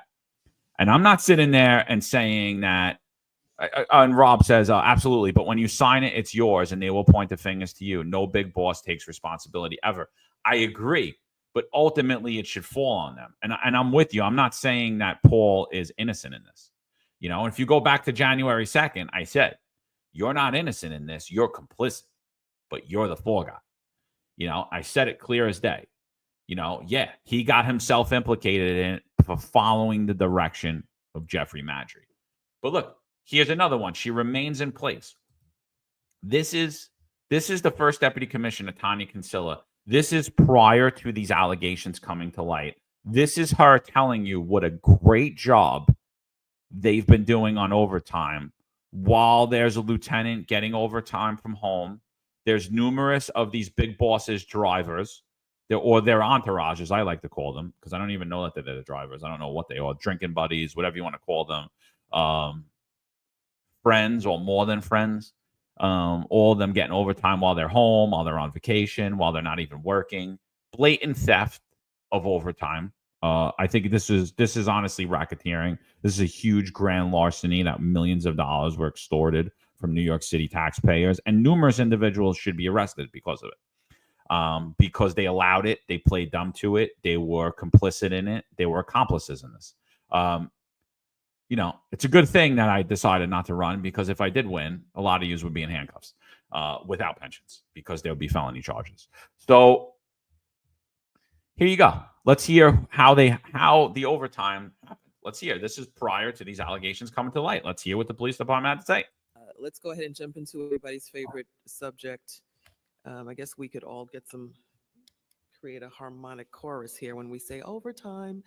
Let's talk about that.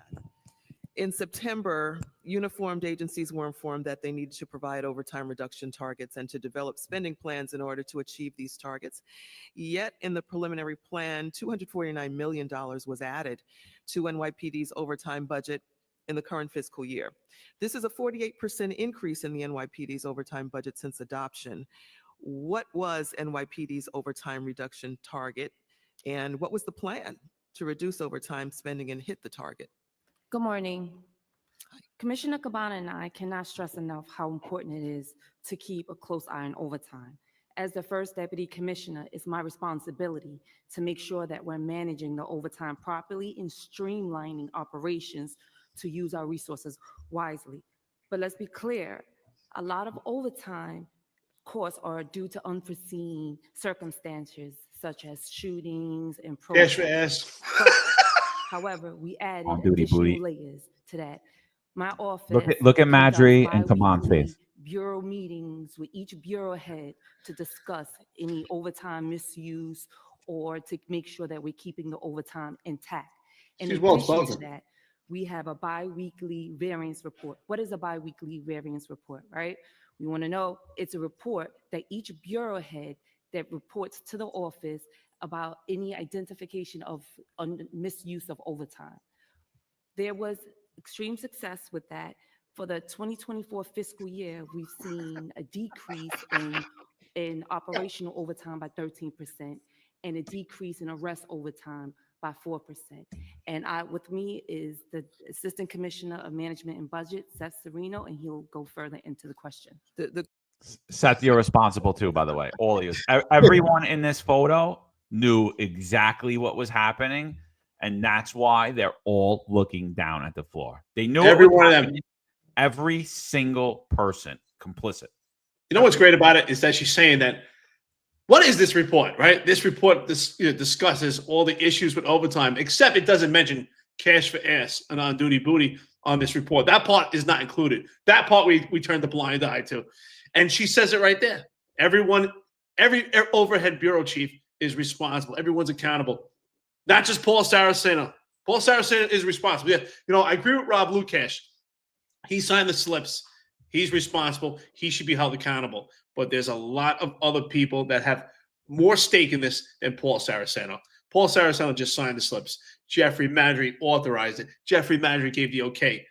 First Deputy Commissioner Tiny Kinsella turned a complete blind eye. As far as I'm concerned, she should have been fired. This whole thing is criminal. It just shows also the how inept internal affairs is, because every one of them saw blatant corruption.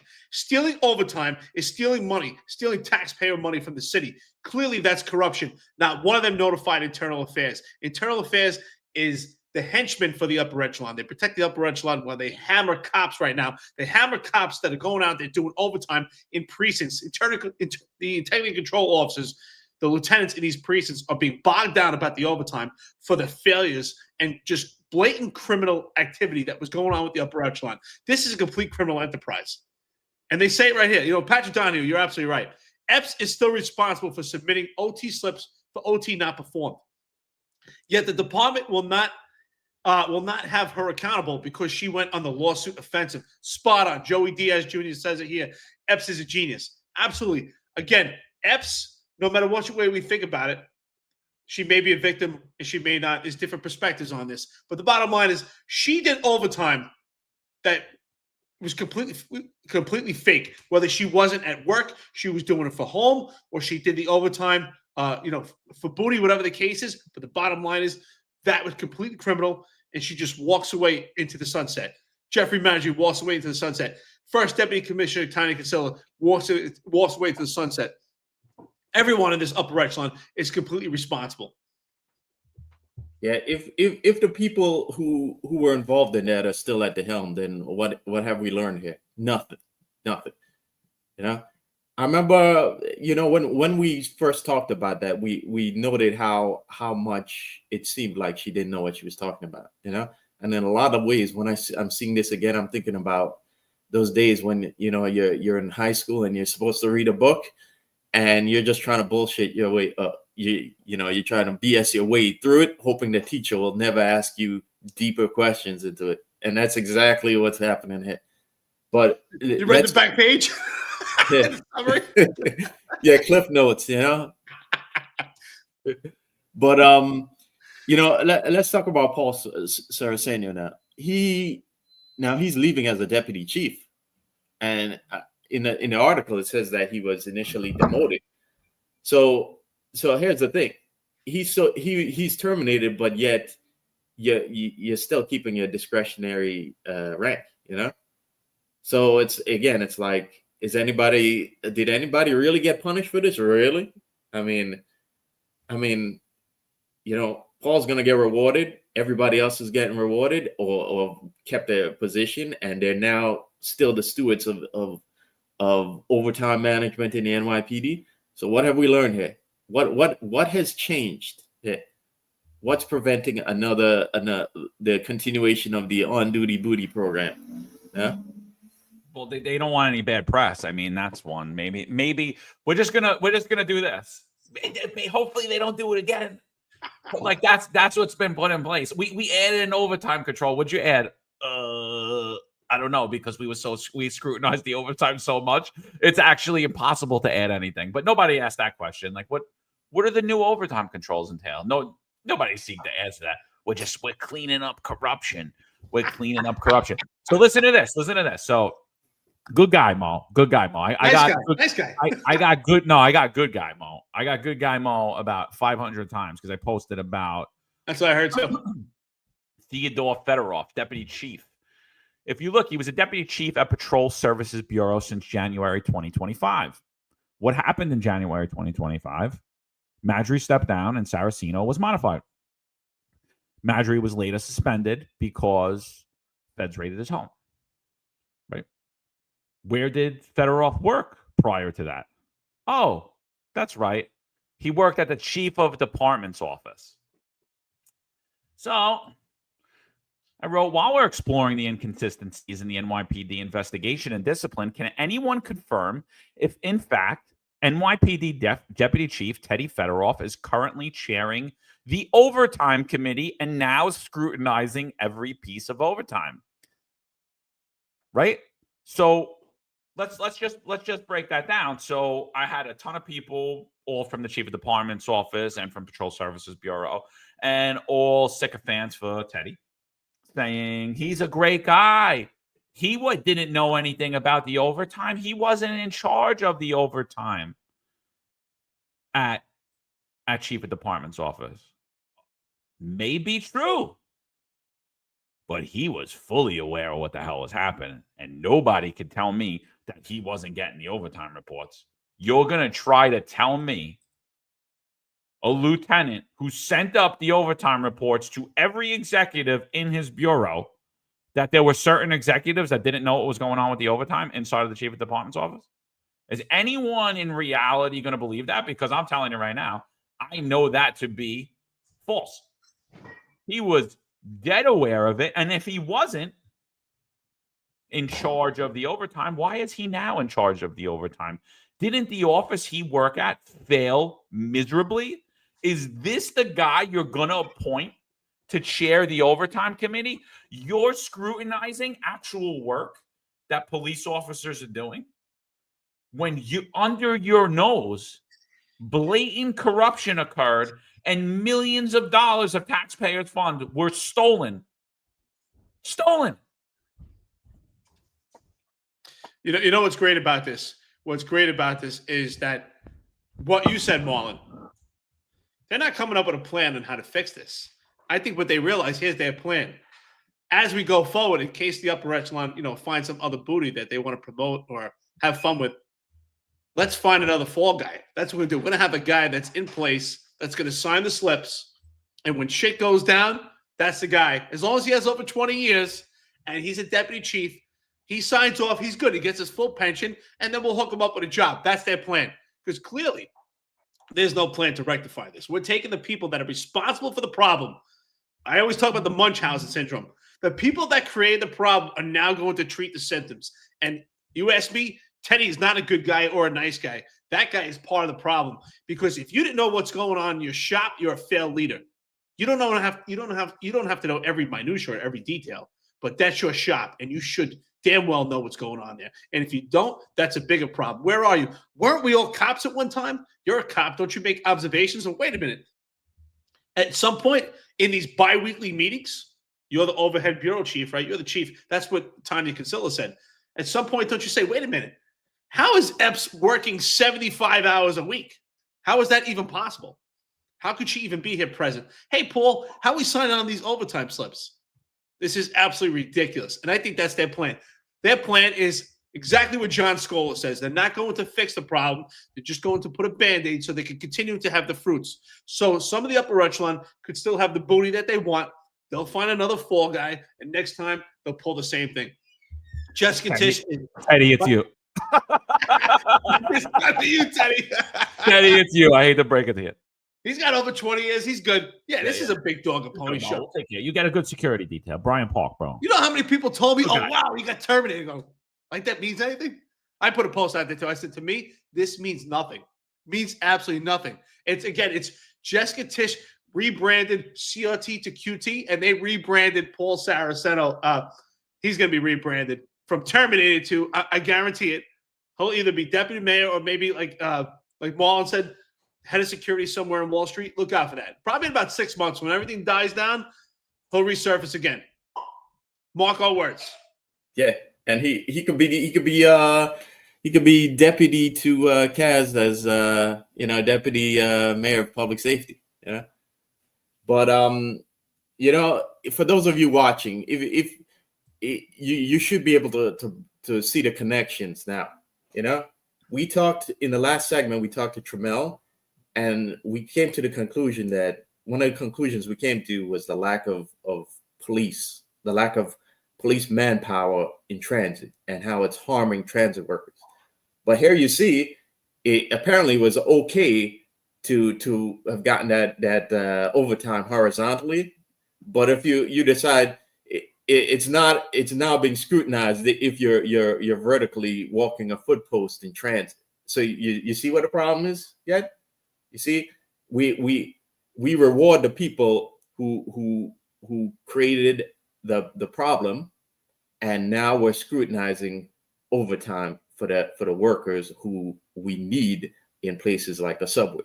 So, do you see the problem? How everything connects, and why exactly the problems of the hierarchy in 1PP are negatively affecting the public safety of the city at large? Don't you think Tanya Kinsella was very articulate? I thought she was pretty amazing with her words. They have a bi-weekly meeting to discuss what's going on, and they're highly aware of it. She was very articulate. I'm very impressed.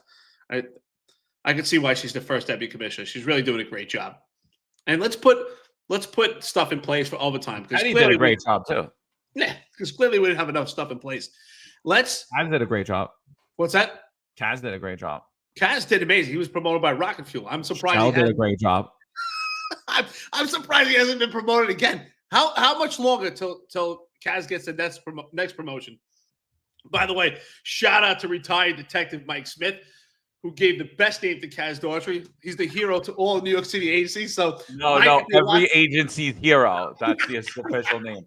Every agency's hero, Kaz Daughtry. I mean, listen, I hate to pick on people, but she just sounds so ghetto as the first deputy commissioner. I mean, does she even know her job? She's saying that does she realize she testified to the city council? They have all these measures in place. Clearly, there's only two things. One, you have no idea what your job is. Or two, you knew everything that's going on. You turned a blind eye to it. So it's one or the other. Either way, it's an epic fail. How is she still in that position? She should not be there. She should be fired and possibly looked into as far as having some criminal liability herself.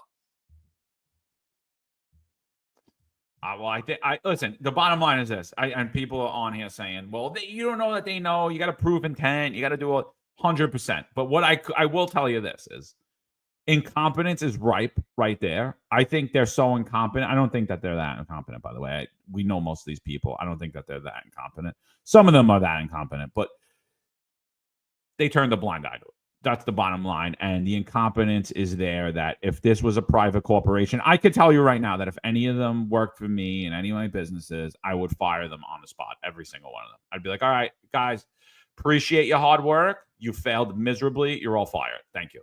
You know, we don't need you here anymore. You're definitely not getting a promotion. You're definitely not going to be in charge of anything that you were ever in charge of. Maybe we could find something down the ladder more for you. Like, we'll give you a broom. Not that there's anything wrong with being a janitor, but you should not be in charge of thousands and thousands of police officers. You 100% should not be in charge of public safety. And you should nowhere be around the ability to use or misuse public funds, because you have already broken that trust. You are too incompetent to do it.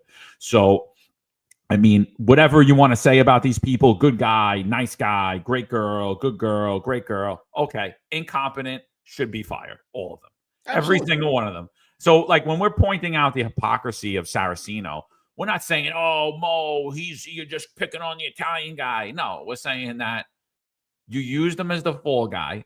You played a shell game. You propped everyone else that was involved up, and you just picked this one guy out and made him the fall guy when everyone was guilty of it. The entire upper echelon of the NYPD remains systemically corrupt. The Internal Affairs Bureau of the NYPD remains systemically corrupt. And that's the issue. Well, and then we're going to sit there and we're going to talk about the issues on the street. You can't even fix what's happening up top. How are you fixing what's happening in transit? What's going on the street? You can't even manage the city, and all roads lead back to one person, the most incompetent, the most corrupt mayor in New York City history, the worst mayor in New York City history, Eric L. Adams. You know what? That's why I got to give a big shout out to Epps. You know, there's different people that feel she was a victim. Some people feel that she's held liable. This is stolen overtime. There's no doubt about it. But I believe that she was going to be the fall guy or the fall girl, whatever you want to say, that they were going to let her fall. The DA's office, no doubt, was coming for her. And they threw her under the bus. And she said, you know what? I got the upper hand. I got leverage. She came back firing. Now, am I saying it's right? No. But they were definitely going to throw her under the bus. They knew the heat was coming. Her name was in the paper. And they threw her under the bus. And she came back firing. So for that, that's why I say shout out to her. Because she said, you know what? I'm not going down with this ship. I'm taking them down. And they didn't expect it. She had the bigger hand, and she came back firing. Yeah, you know, last I checked, the NYPD was $1 billion over the fiscal quarter for the fiscal year for overtime. Now, I want to see what their explanation is going to be for all of that, right? Because I mean, again, like we said, the same people who caused that, the wasteful spending for cash for booty are still there. So you know, where's the accountability for where's the actual accountability for having wasted all that money? And also, so you all know, right? Those of us who put in to come back last year, that when the mandate dropped, anyone who put in to come back, they were told that DCAS has to, part of your paperwork has to go to DCAS because they have to see if there's money there for you to come back to. So again, there's no money for us to put more cops back to work, but there's money for on-duty booty. And there's no accountability for on-duty booty, you know, to begin with. So what are we doing there? Yeah, and Sarah, we're not saying anybody's a victim in here. We're just pointing out the hypocrisy in it all. Again, like I said, everybody involved should have been terminated. Every single person, anyone that touched an overtime slip, anyone that was in charge of the overtime, anyone that did not report this failed to do their job and uphold their oath. They cannot be trusted as New York City police officers.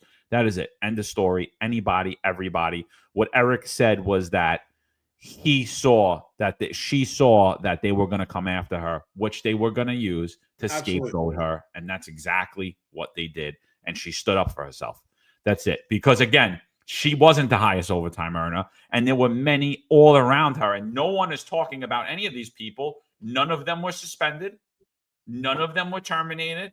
And they all remain in the New York City Police Department. So I'm not singling out this woman when there's about 50 other people that were right around her or past her, and no one's saying a word about them because they drive. And if you go back to that January 2nd episode when we talk about Saraceno, and it was something that I forgot.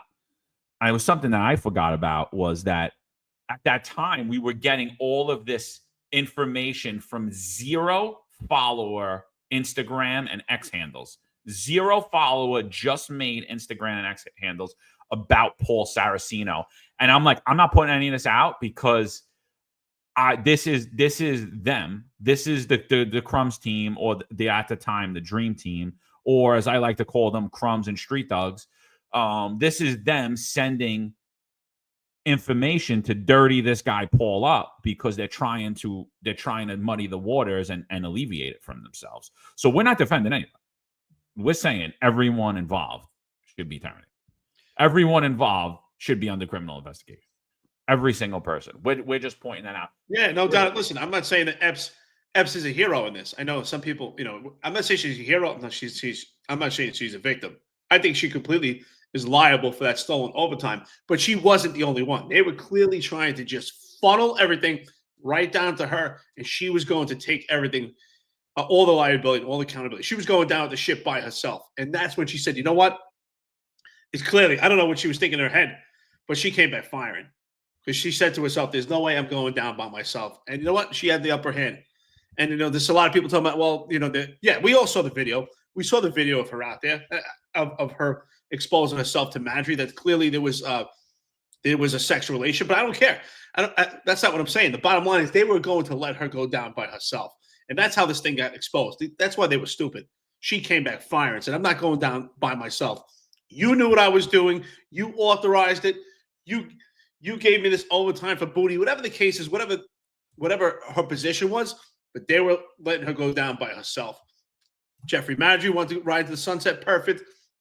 Tiny Kinsella, Paul Saraceno, Teddy, every one of them knew exactly what was going on. They all took part in this. We talk about this all the time, John. There's no way that Lieutenant Epps can just completely sign off on her own overtime slips and no one else knows what's going on, especially with these checks and balances that Tiny Kinsella talks about, especially with these variance reports, especially with these meetings. And yet, this is the problem. It should have been stopped the first week, dude. Absolutely. Should have been stopped immediately. They saw it. There's no doubt about it. And this is the problem, too. This is why it's the rank and file that suffers for the upper echelon utilizing the job as their own bank account. Because it's now good integrity control officers out there, good friends of mine I know working throughout the entire city that are being pressured because of the overtime that's going on in precinct. And some of these commands have a high propensity for violence, got a lot of crime going on, and the cops are being pressured for maybe a half hour on a face-to-face relief or an extra hour overtime on a transport or a gun call. These guys are being pressured. Meanwhile, the upper echelon was using overtime for their own benefit, for their own personal for their own enjoyment. So listen, I think it's right that we pay tribute to Deputy Commissioner of Public Safety. I'm sorry, Deputy Mayor of Public Safety, Kaz Daughtry. He's been putting out these weekly videos, and I think this is the part where we gotta pay tribute. Nice embroidery. We got a new. We're gonna go through. I got a couple of videos. Let's get a little commentary after each one. But here's the first one. My name is Kaz Daughtry, and I'm the Deputy Mayor for Public Safety. Time to meet your FDNY Public Safety team. All right, we don't gotta watch any more of that. What do you think about these videos that are happening? What do you think about those? Yeah, it says self-promotion. This guy, it's always about promoting him and whatever he's doing at the time in the city. For those of you who watched Sal's last show, which was a banger, you need to go back and watch it. There's a lot of good info there, and retired Deputy Commissioner Wilbur Chapman was there, and It was a great episode. But Sal on that episode noted that Kaz has a YouTube channel. So have you ever heard of a separate YouTube channel for when he was deputy commissioner in the NYPD? A separate YouTube channel for him. This is one separate from the NYPD's own official YouTube channel. Again, so we've seen it before, and we've noted before. This guy loves self-promotion. On his, when he had the Twitter account as part of the NYPD, you know, I said it before. The cover image on the account was of him, and every other commissioner, every other chief, every other commander in the NYPD would have like a picture of their command or the seal or their unit logo. But no, he's got to have Kaz up there. You know, this is again part of course for the myth building that's going on here. Kaz, that myth building. Yes, I love myth building. They're building the myth of a legend here. That's what. Yeah, it's self-promotion. Honestly, this point, they're building up a new Paul Bunyan here. Yeah, it's and he's essential to the city. Honestly, I'm nauseated with all these stage photo ops, these stage videos. I mean, going back to the Iwo Jima replica that they did at the campus at Columbia, it was absolutely ridiculous. That stage photo op, Tariq Shepard wearing his ESU uniform during a press conference, all the stage photo ops, him in his picture with his finger pointed, his own YouTube channel. I mean, is he getting monetization? Because we know, right? Once you get 1,000 subscribers and 4,000 hours watch time, you get monetized. So Kaz Daughtry may be on his way to get monetized by utilizing city government funds to create his own YouTube videos. This is absolutely ridiculous. This is corruption in itself, and we'll watch it in public view. This self-promotion, honestly, it's just nauseating. I'm so sick of seeing this guy. Yeah, peak narcissism, bro. Wait, hold on. We're gonna. This is the revamp. This is another video. Hold on. This is a revamp of the New York City flag. The legend of Kaz. Let's see. Does he have a different embroidered shirt? Let's check it out.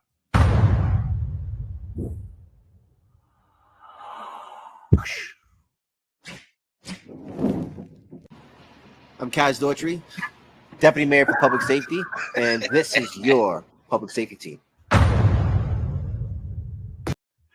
This is gonna be good. Yeah, I bet you thought he was playing PlayStation in there, huh? you know what, Marlon? I'm gonna start taking note. Just each shirt, what I think they cost. Just in this podcast alone, we're probably gonna hit about $600. Wait, hold on. I gotta watch that one more time. Hold on. I gotta watch that one. It's awesome, right?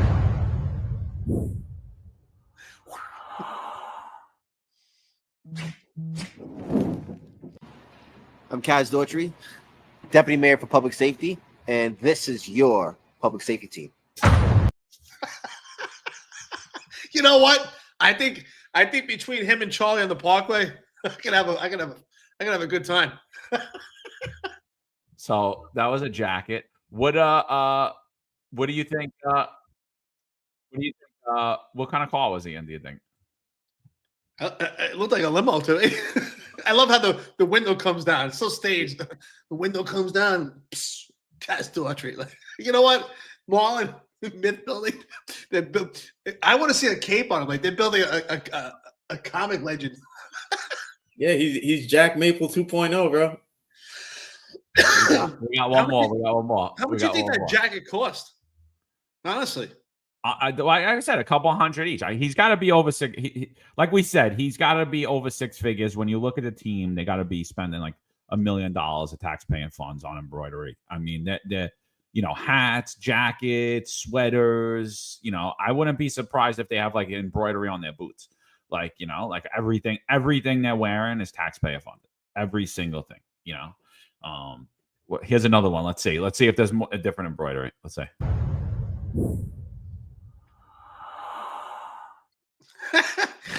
I kind of like the beginning. My name is Kaz Daughtry, and I am the Deputy Mayor for Public Safety. And it's time for you to meet your public safety team. You got to put, honestly, John, you got to play that again. You got to play that one more time. That was awesome. I'm not even going to watch movies anymore. Look, so different shirt. He's got a white and gold polo, so that's another one. I'm telling you, dude. Like I should have been an embroiderer. I should have been I would have been nice to Kaz. Would have been like, "You're the best, bro. You're the best, kid." I love the sound effects.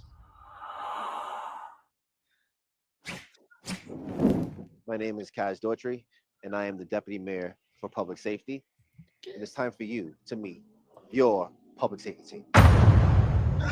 Yeah, he needs his own theme song. Uh-huh. Like who's telling them? Who's telling him this is a good idea? That's what I want to know. Like who's telling him? Hey, you know what you should do?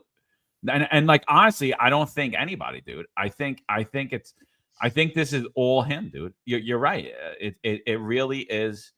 It really is myth building. That's exactly what it is. He's like creating this public persona. I personally think to run for office at some point. You know, it might be you might see him and Tish running on the Democratic line in 2029, trying to be the mayor. Here's one more. Here's one more from this week.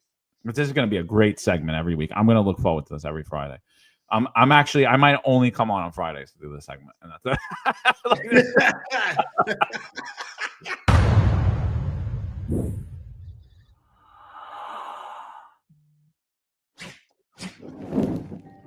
After a long day starting my shift at about 8 o'clock in the morning, finishing up around 6:30, decided to jump in a car and ride the New York City subway system. I wanted to talk to strap hangers. I wanted to talk to customers in the transit system and Tramell, see you what watching they this? had to say. And a lot of people said that they do feel safe in the subway. They do see an increased police presence, that they do see less homeless in the subway systems. And that's what this team is about. That's what this administration is about. Just so you know, Kaz, the NYPD locks up those street performers in the subway, and your public safety team is showing a video. That point was great. That's why I couldn't stop I'm laughing. confused. I'm a little confused. Yeah. How much is that jacket? Dude, that jacket's got to be a couple $100. Oh, is that a different one? Yeah. No. It's yeah. That actually is a different one. It has New York City on it. I'm telling you, I never seen the kid wear something twice. Not a hat, not a shirt, not a jacket. All taxpayer funded. Absolutely hysterical. Yeah, watch. One of these days, he's gonna show up at the FD with like an OEM embroidered jacket. Can you? But he had the FDNY. He got NYPD. You're gonna see OEM. You're gonna see taxi, limo, commission, parks, and it all. I mean, he probably already spent the money. You know. Can you don't worry. We're fighting corruption in City Hall. They're fighting corruption. But can you think of another deputy mayor for public safety that's ever had so much exposure? I mean, I don't even. I watched that Wilbur Chapman interview because that was great, man. That was great. I mean, he was a commissioner in New York City. He was a 3-star chief in the NYPD. Rose a rank. He was in city service over 40 years. Listen to his take on Sal's show yesterday on the Finest Unfiltered. It was unbelievable. Honestly, I actually want to listen to that show again because it was really that good.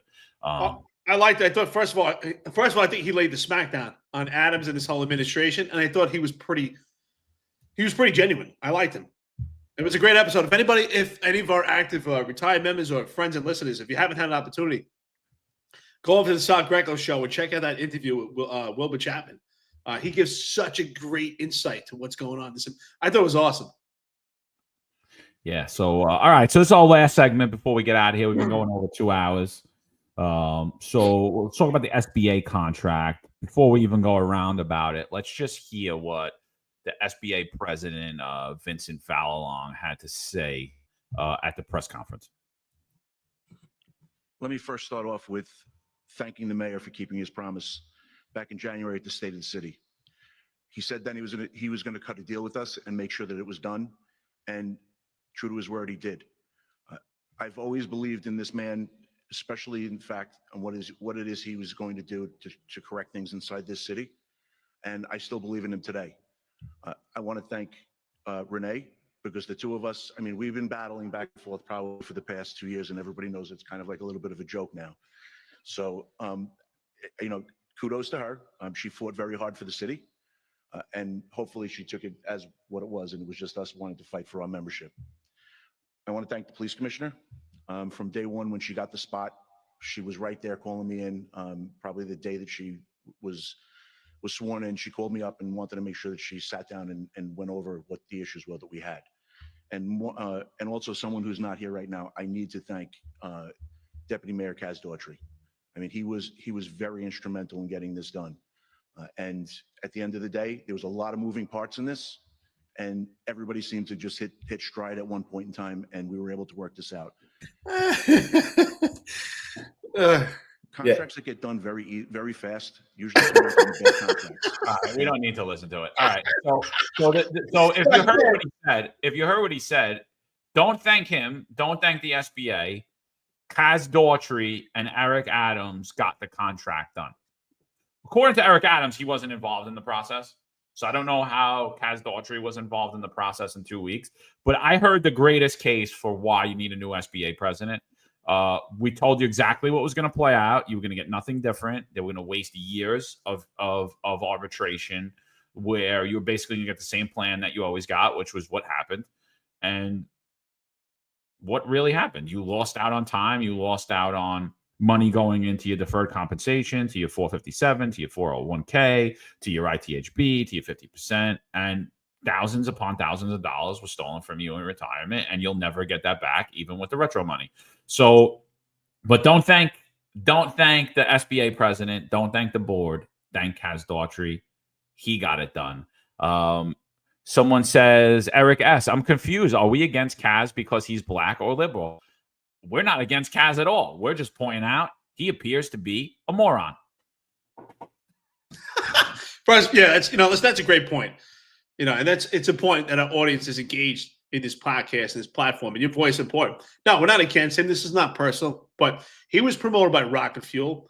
He's been self-promoted. He's been overvalued by this administration, and we never seen a deputy mayor for public safety having so much exposure. That's my point. I think for most people, before Kaz Daughtry, you ask them who's a deputy mayor for public safety, they probably wouldn't even know. These are people that did a great job, or not in this administration, but these are people that did their job coordinating public safety, but were kind of behind the scenes, that they weren't really public figures in the public as far as being known to the public. They're public figures, yes. But with Kaz Daughtry, we see a whole different ball of wax. And he's really involved in things that we haven't typically seen, particularly seen with deputy mayors in the past with public safety. It appears he's still running the NYPD. And there's no doubt in my mind that that was completely staged, where Vincent Vallalong is thanking Kaz Daughtry involved in this contract. Since when does the deputy mayor of public safety have anything involved with the contract? This is just more self-promoting, backdoor deals to promote him, to create, as Marlon says, I got to give the credit, myth building. I think this really is another dog and pony show. This is just this administration. I'm so curious. Obviously, Kaz Daughtry knows where the bodies are buried, because they just keep promoting this guy and putting him on a pedestal. And I'm sorry, it's underdeserved. He doesn't belong in that position. I mean, this is just crazy. I mean, he's utilizing government funds to have a YouTube account. He's a public figure who blocked myself. He blocked John. He blocked Marlon. He blocked Sal. That's a major problem also. And he walks on water. He does whatever he wants. Yeah. Here's a suggestion for Eric. Since Kaz could do all these jobs, why don't we just roll their jobs into Kaz? Let's save the city some money. We don't need a labor negotiator. We don't need a PC. We don't need a fire commissioner. We don't need an OEM commissioner. Let Kaz do it. Let's cut some wasteful spending here. Kaz does it all. That's it. Yeah. Immigration, get rid of all those guys. A jack of all trades. Yeah. I mean, Kaz is doing the work. Let's pay him $1 million and get rid of all these guys. We just need Kaz. We're paying him way more than $1 million. When you go through his entourage, his cars, and his clothing, he's getting a substantial salary, probably close to 10-15 million a year. Listen, maybe more.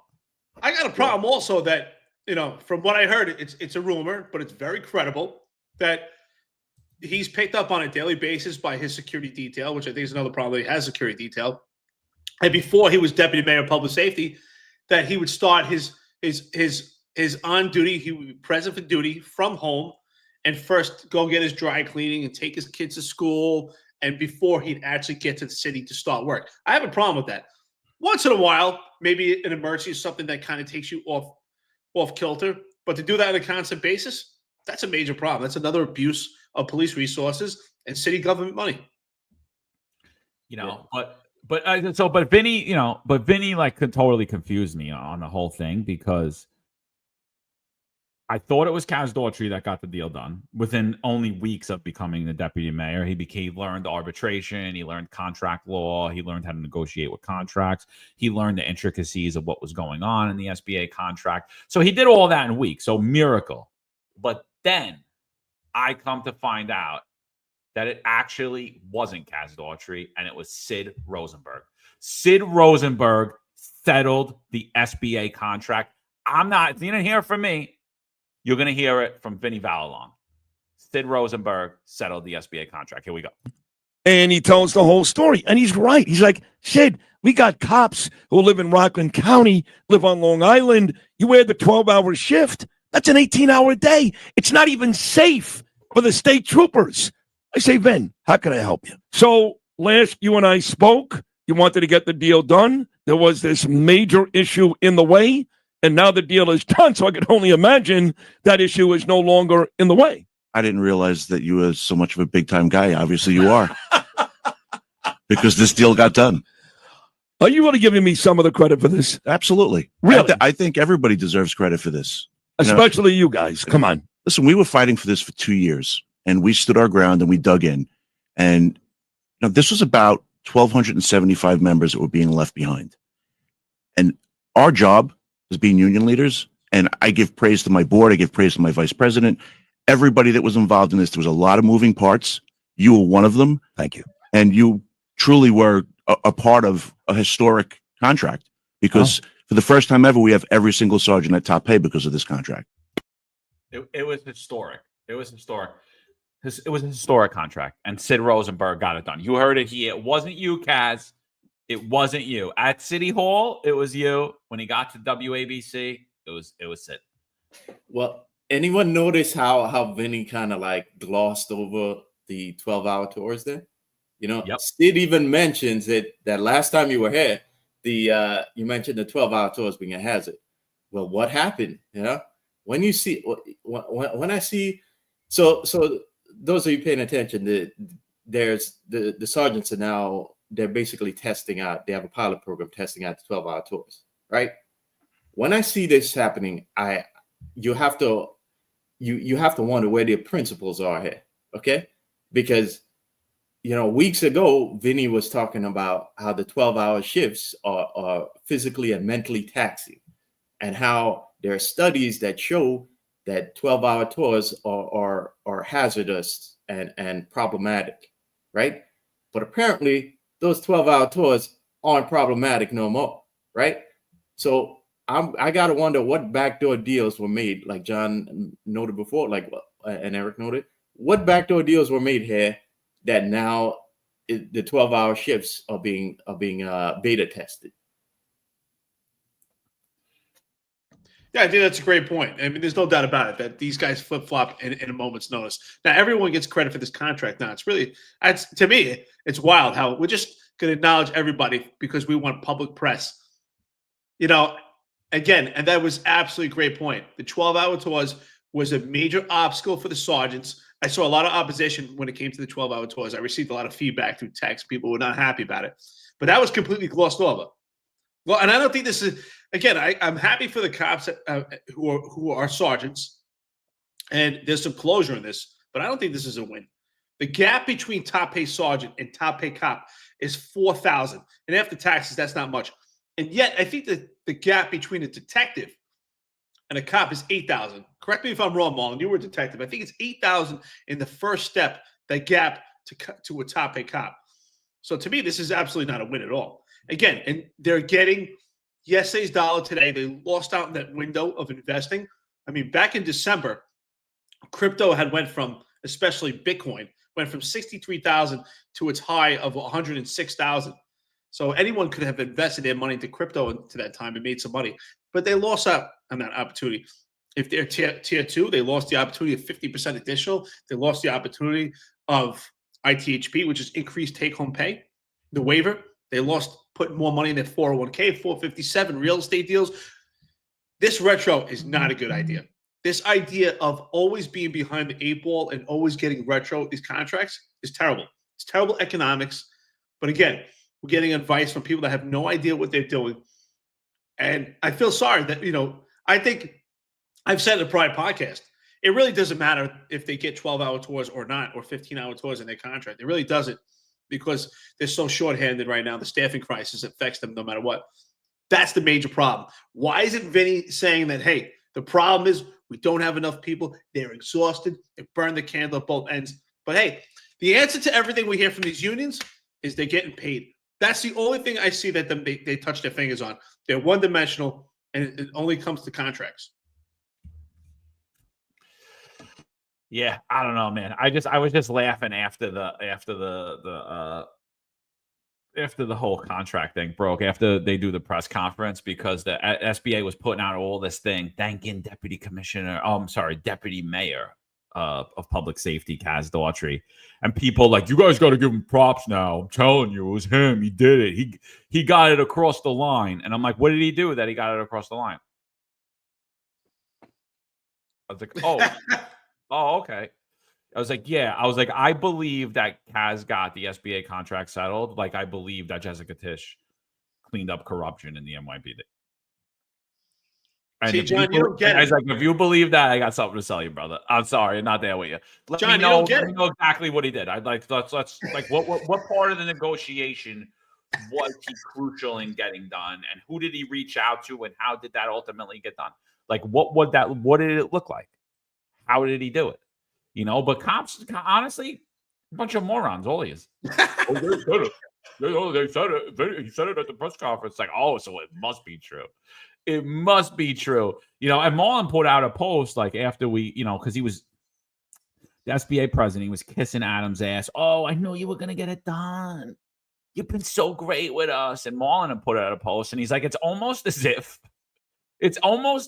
this guy, this mayor, didn't force almost all of his members to put something in their body that they didn't want, terminate some of his members, force them to resign, force them to retire. It's almost as if that never happened. So it must just be that we're a bunch of wackos, Marlon. That's all it is. That's probably why Vinny also blocked us on social media, right? That's why the SBA, we can't look at the SBA post. I'm blocked. I'm getting pinky rings, Mo. That's it. I'm going to get a big pinky ring. But John, you don't get it, because Kaz Daughtry and the Dream Team, they've done more for the cops than the prior administration. These cops getting all this overtime. They're making money. They're getting good pensions. I mean, that's what I'm told. That's the feedback I'm getting. Eric Adams, he's good for the police. And I love the fact that Vinny Valwong said in his speech that Eric Adams, I've always been a fan of you. I highly doubt that. I'm sure before Eric Adams was mayor, you were probably trashing him just like the rest of the upper echelon. Man, if I would have recorded what some of the leadership of the NYPD was saying about Eric Adams and also the unions before he became mayor, I would have been a rich man. I wish I had recordings of what they were saying about him. Yeah, to Eric's point, you've lost at least 30% due to inflation, and that was between 2020 and 2023. You've got 30% due to inflation, okay? And not just that, but like we said, you're on the road to getting 12-hour tours. So is this really a win when you think about it? I put out another post asking that same exact question, and I said, really, the real winners might actually be the guys who are about to retire, or the guys who retired, because they're walking out the door, and the guys who are there, you're going to be, again, you have a manpower shortage, and you're never going to see your family again. I'm sure in 2 or 3 years, you're going to be looking back at that money and thinking that money, which is going to be, by the way, taxed away, right?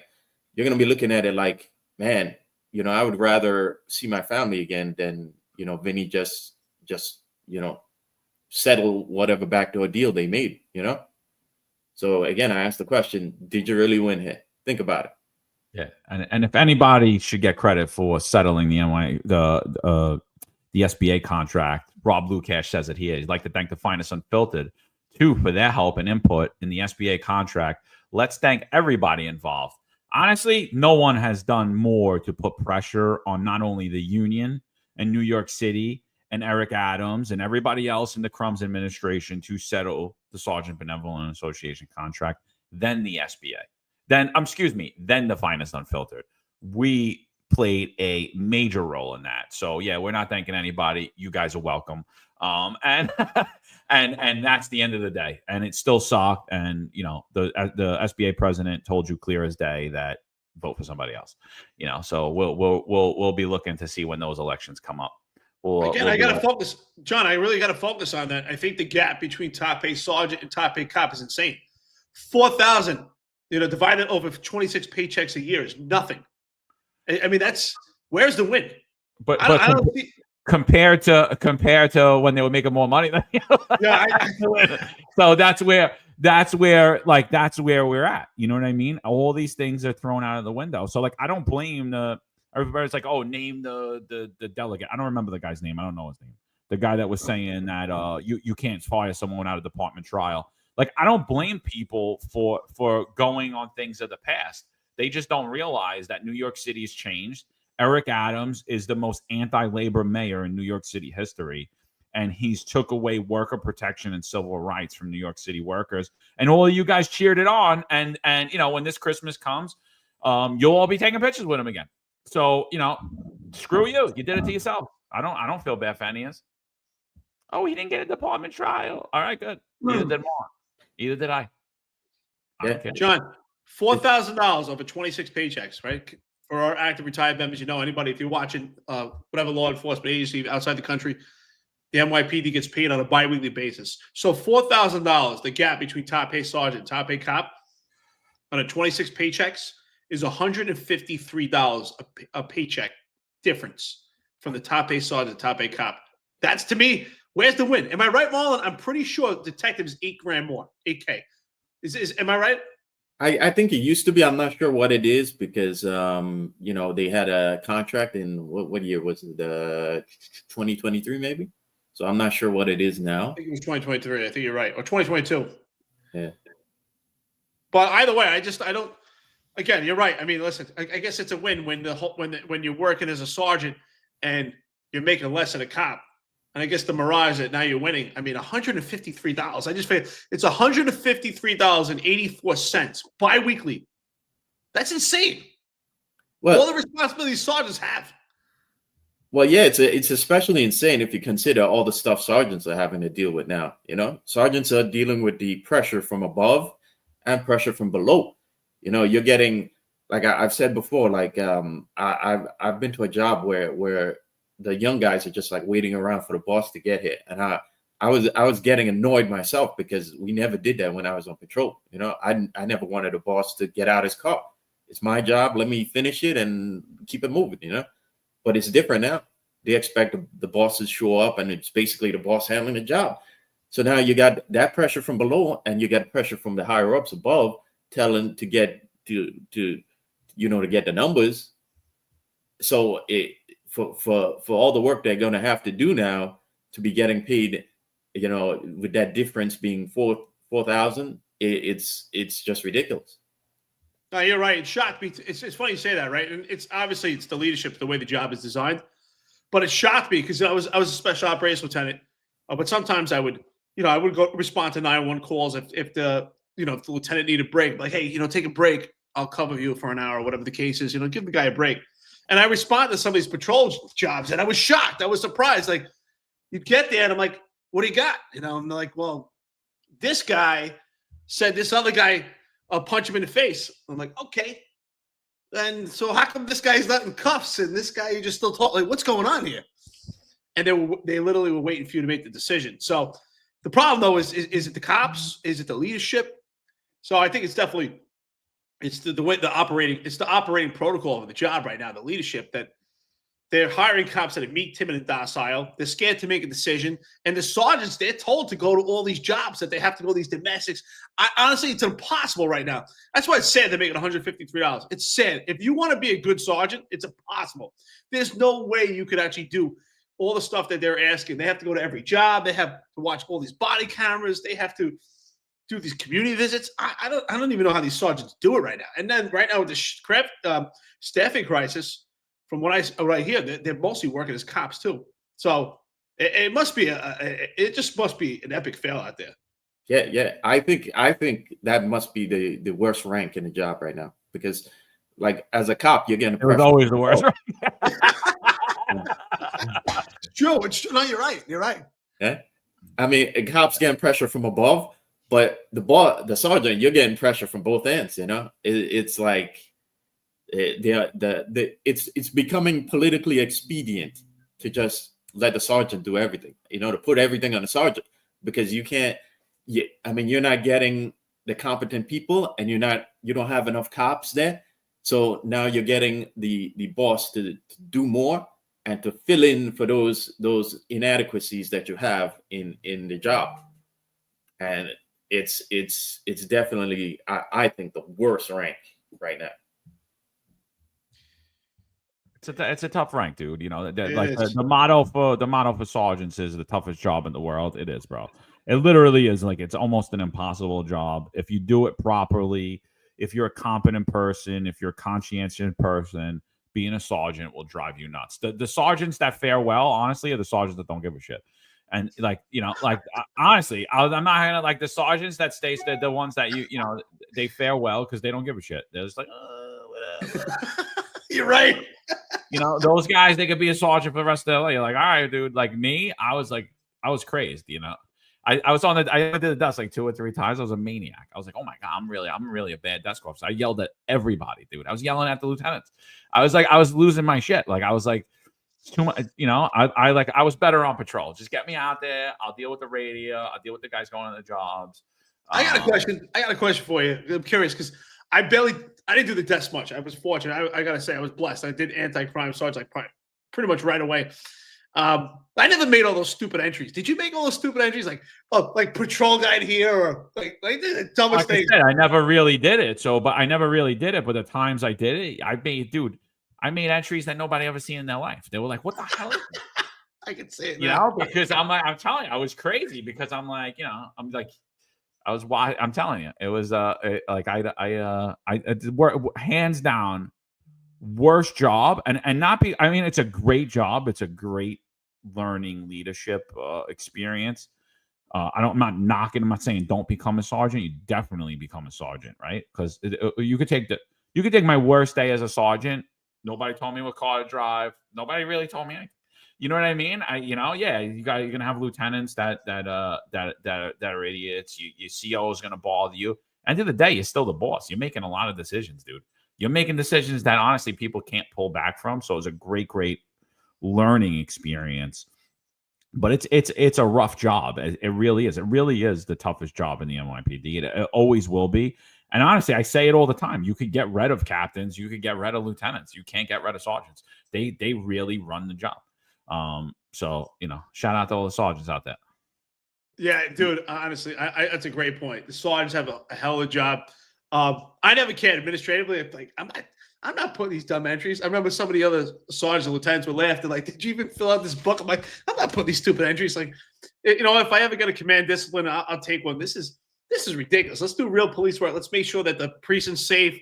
Let's make sure that the guys are in the cells. They're actually being checked. But these stupid entries, I mean, this thing is so outdated.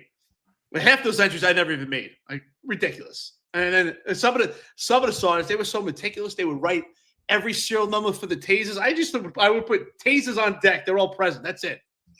I'm not putting all those details. Yeah.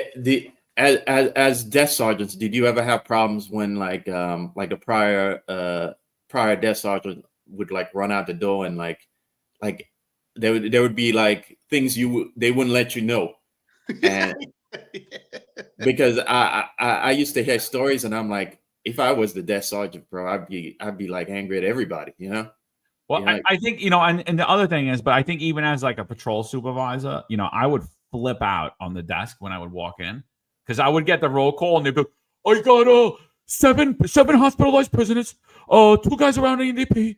I got 2 sectors. They're holding 15 jobs. Nobody's transported. They've been there from the night prior. I would lose my shit. I'd be like, wait. So you're telling me I have no sectors? That's what you're telling me. What'd you do all day? And like, I was like, I'm telling you, that was like I like going, I could go back into that mode in a second, like walking in and seeing just the pure incompetence or pure people that just don't care. And honestly, like I said, those guys will live longer. those guys had better careers.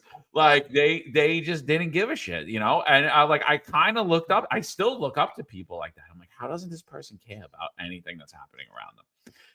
And like, yeah, there was tons of that, dude. And it affects all the operations, not just when you're a patrol supervisor, not just when because you'd walk in sometimes as a crime sergeant. We need you guys to do this. Like, you don't need my guys to do this. You need to be a sergeant and figure out what the hell you're doing. Or you need to be a lieutenant and figure out like what you're doing with your staff.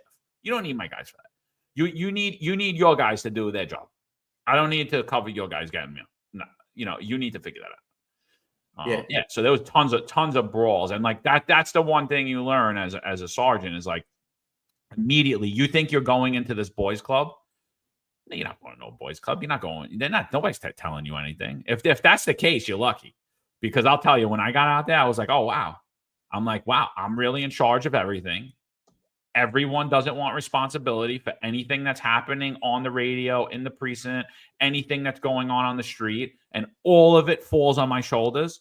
So I have to be the person to make the decision that when I go home at the end of the night, I don't care when my phone rings, who calls me, if it's the chief of department, if it's internal affairs, whoever it is, I made the decision that I'm willing to be on the stand and talk to about and tell anyone to their face, I did this because of X, Y, Z.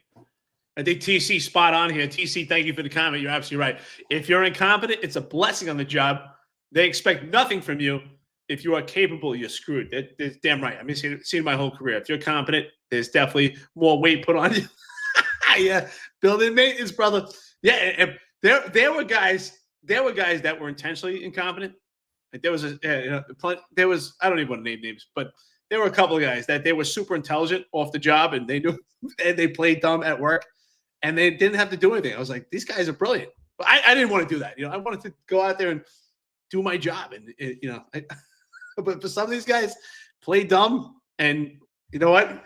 If they're I have to admit, I did it myself. I'm like, I need something done. Am I going to give it to this guy? Because I know it's not going to get done. I end up giving it to the guy who's competent. It's sad, but that's how the job works. Yeah. The 10%, the competent 10% do the work of the 90%. And like you break it down as something as simple as like you need to do a prisoner transport. The new desk sergeant for the new tour comes on and. Where the chains for the perps, now you have to go find out where the chains are. It's how like the incompetency gets that those 10% has to make up for the inadequacies of the job and of the 90%. Well, and that just like think about that when you're talking about the entries now too. You're talking about one of the entries is that you're going to make that the chains are there for the prisoners, right? Right. So those are one of the entries. Now, let's say you're lazy and you don't check and you write that entry, and then later you have a prisoner transport. You don't put the chains on them, and the guy escapes. Guess who's going to hang for that? You, bro. You said the chains were there, dude. They're not there. Like, don't do that. No, I do this, call the quartermaster section. Yeah, I mean, it really is. It's a crazy job, man. And like I said, everyone's stepping away from you. I don't know, and even Adams talked about it at the press conference. He goes, whenever anything happens, everybody's like, where's the sergeant? Where was the sergeant? Who's the sergeant? Right? They never ask who's the captain, where was the lieutenant, who's the sergeant. That's all they want to talk to. So it really is a tough job. Sergeant they make the wheel spin. Everybody else, these deputy inspectors, 1-star, 2-star. Honestly, sergeants make the job run. It is what it is. Yes, cops and detectives. I'm not shitting on you, but sergeants, as far as the supervisor rank, they're vital. You could basically get rid of a lot of other people. So at a precinct level. I agree. I used to say that it's the cops that make the money and the revenue for the city, and it's the sergeants that run the job. There's no doubt about it. The sergeants, they run the NYPD. So shout out, if you're an NYPD sergeant right now, shout out to you.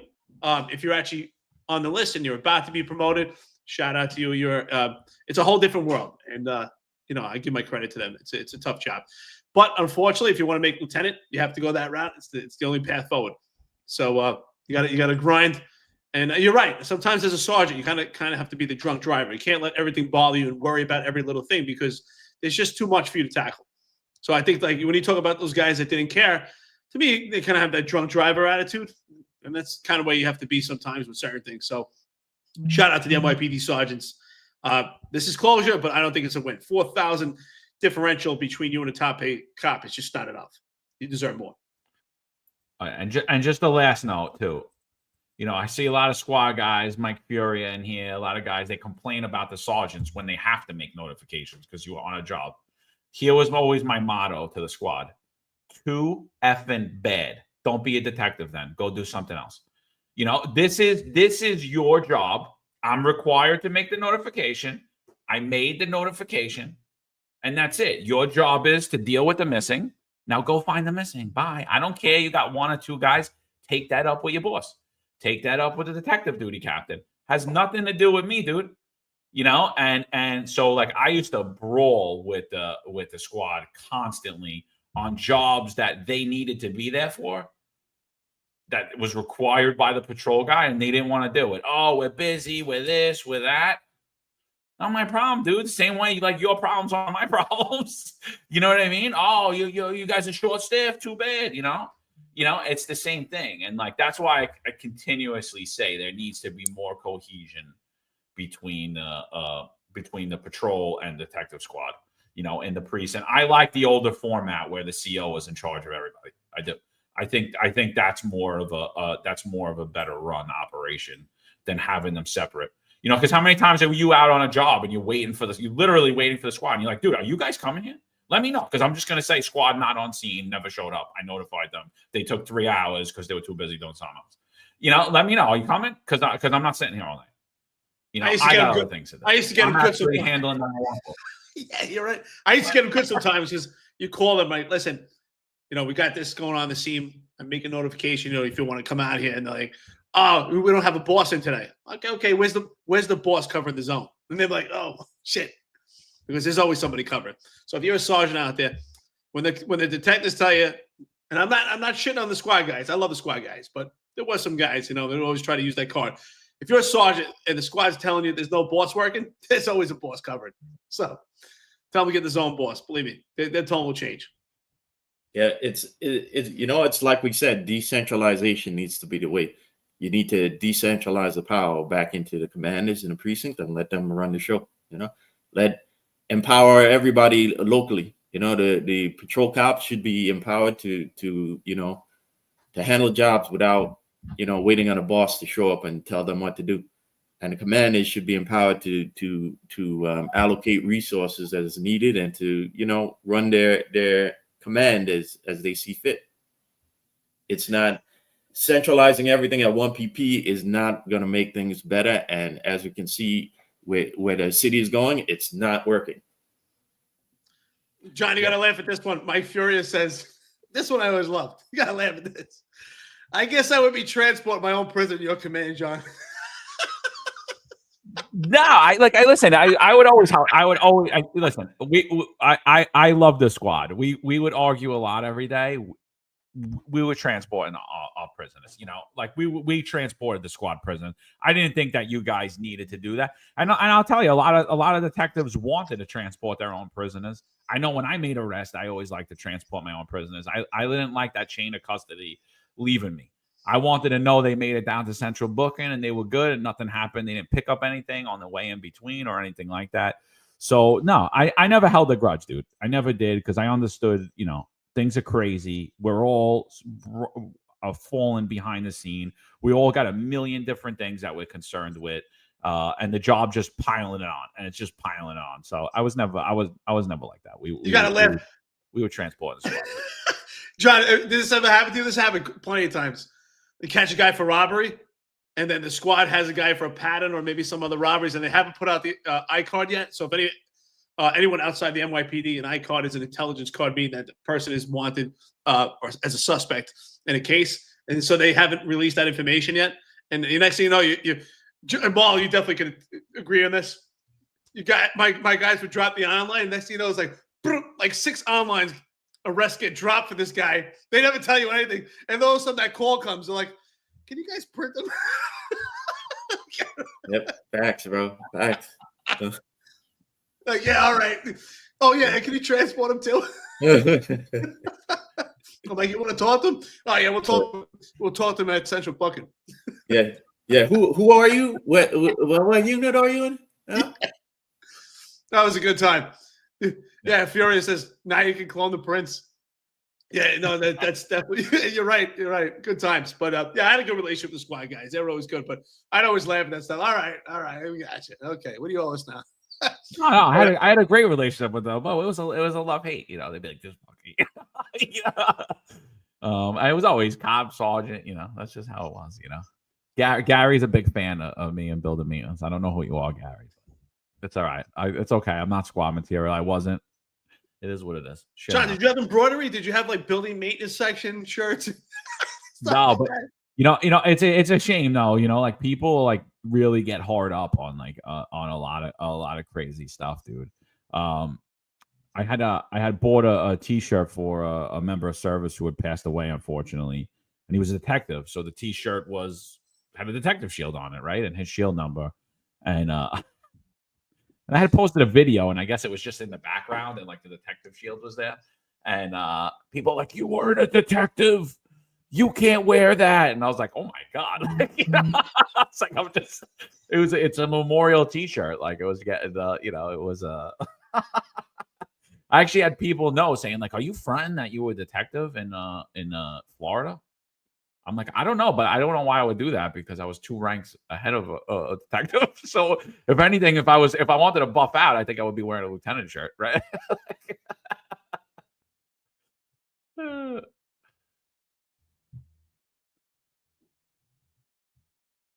So did I lose you guys? No, I just laughed because I had a good time, man. I had a good time with the squad guys. I had a good time with all the guys. I'd always laugh. The stupid fights over like, it was fun. I gotta give the credit to the squad guys because sometimes I would laugh too. Like some of the cops, they would call the squad and they're like, like they're shy. I'm calling you to make a notification. They're like, I think it's a grand larceny. Do you think it should be a grand larceny? Then you can hear the detectives like, what are you talking about? I can't classify the crime for you. They just hang up. Yeah. I'm like, I tell the cop like, you're an idiot. Yeah, he can't make the decision for you. You classify it. So, good times, man. Good times. I said I had fun on the job. That's what I miss. I don't miss the bureaucracy or the job, but just sometimes like the funny arguments. Like I'll never forget one time. I'll never forget. To this day, I think it's hysterical. I was in the 120 precinct, and John, remember doing the TS? They put me on the TS one day. It was a brand new rookie, and we had to monitor the 301 system. Do you remember Barker Street? Barker Street was in West Brighton houses. I remember the West Brighton, but I don't remember Barker. It was a small street, but it was like really busy, and I think there's no outlet. And it was just right next to West Brighton houses. And I'll never forget, it was a parking condition.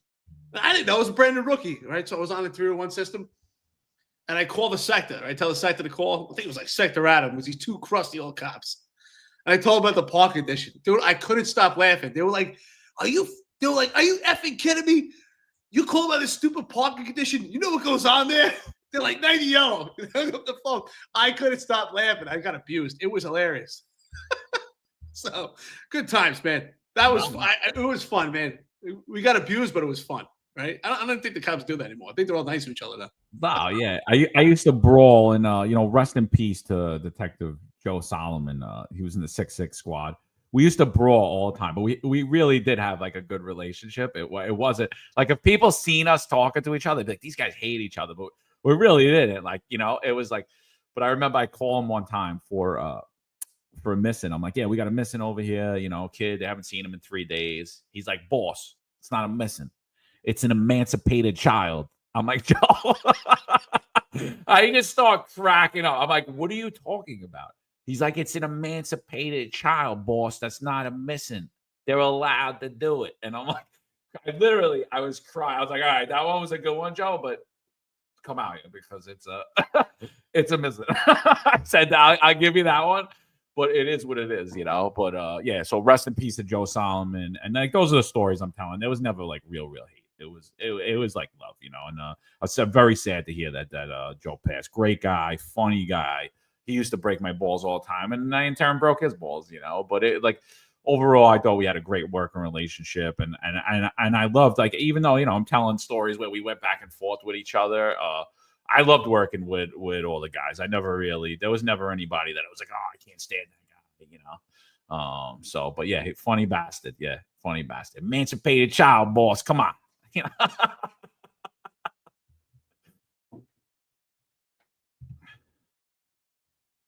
Yeah, listen. So I think we're 2 hours and 45 minutes into. I think we had a little banter. It's great.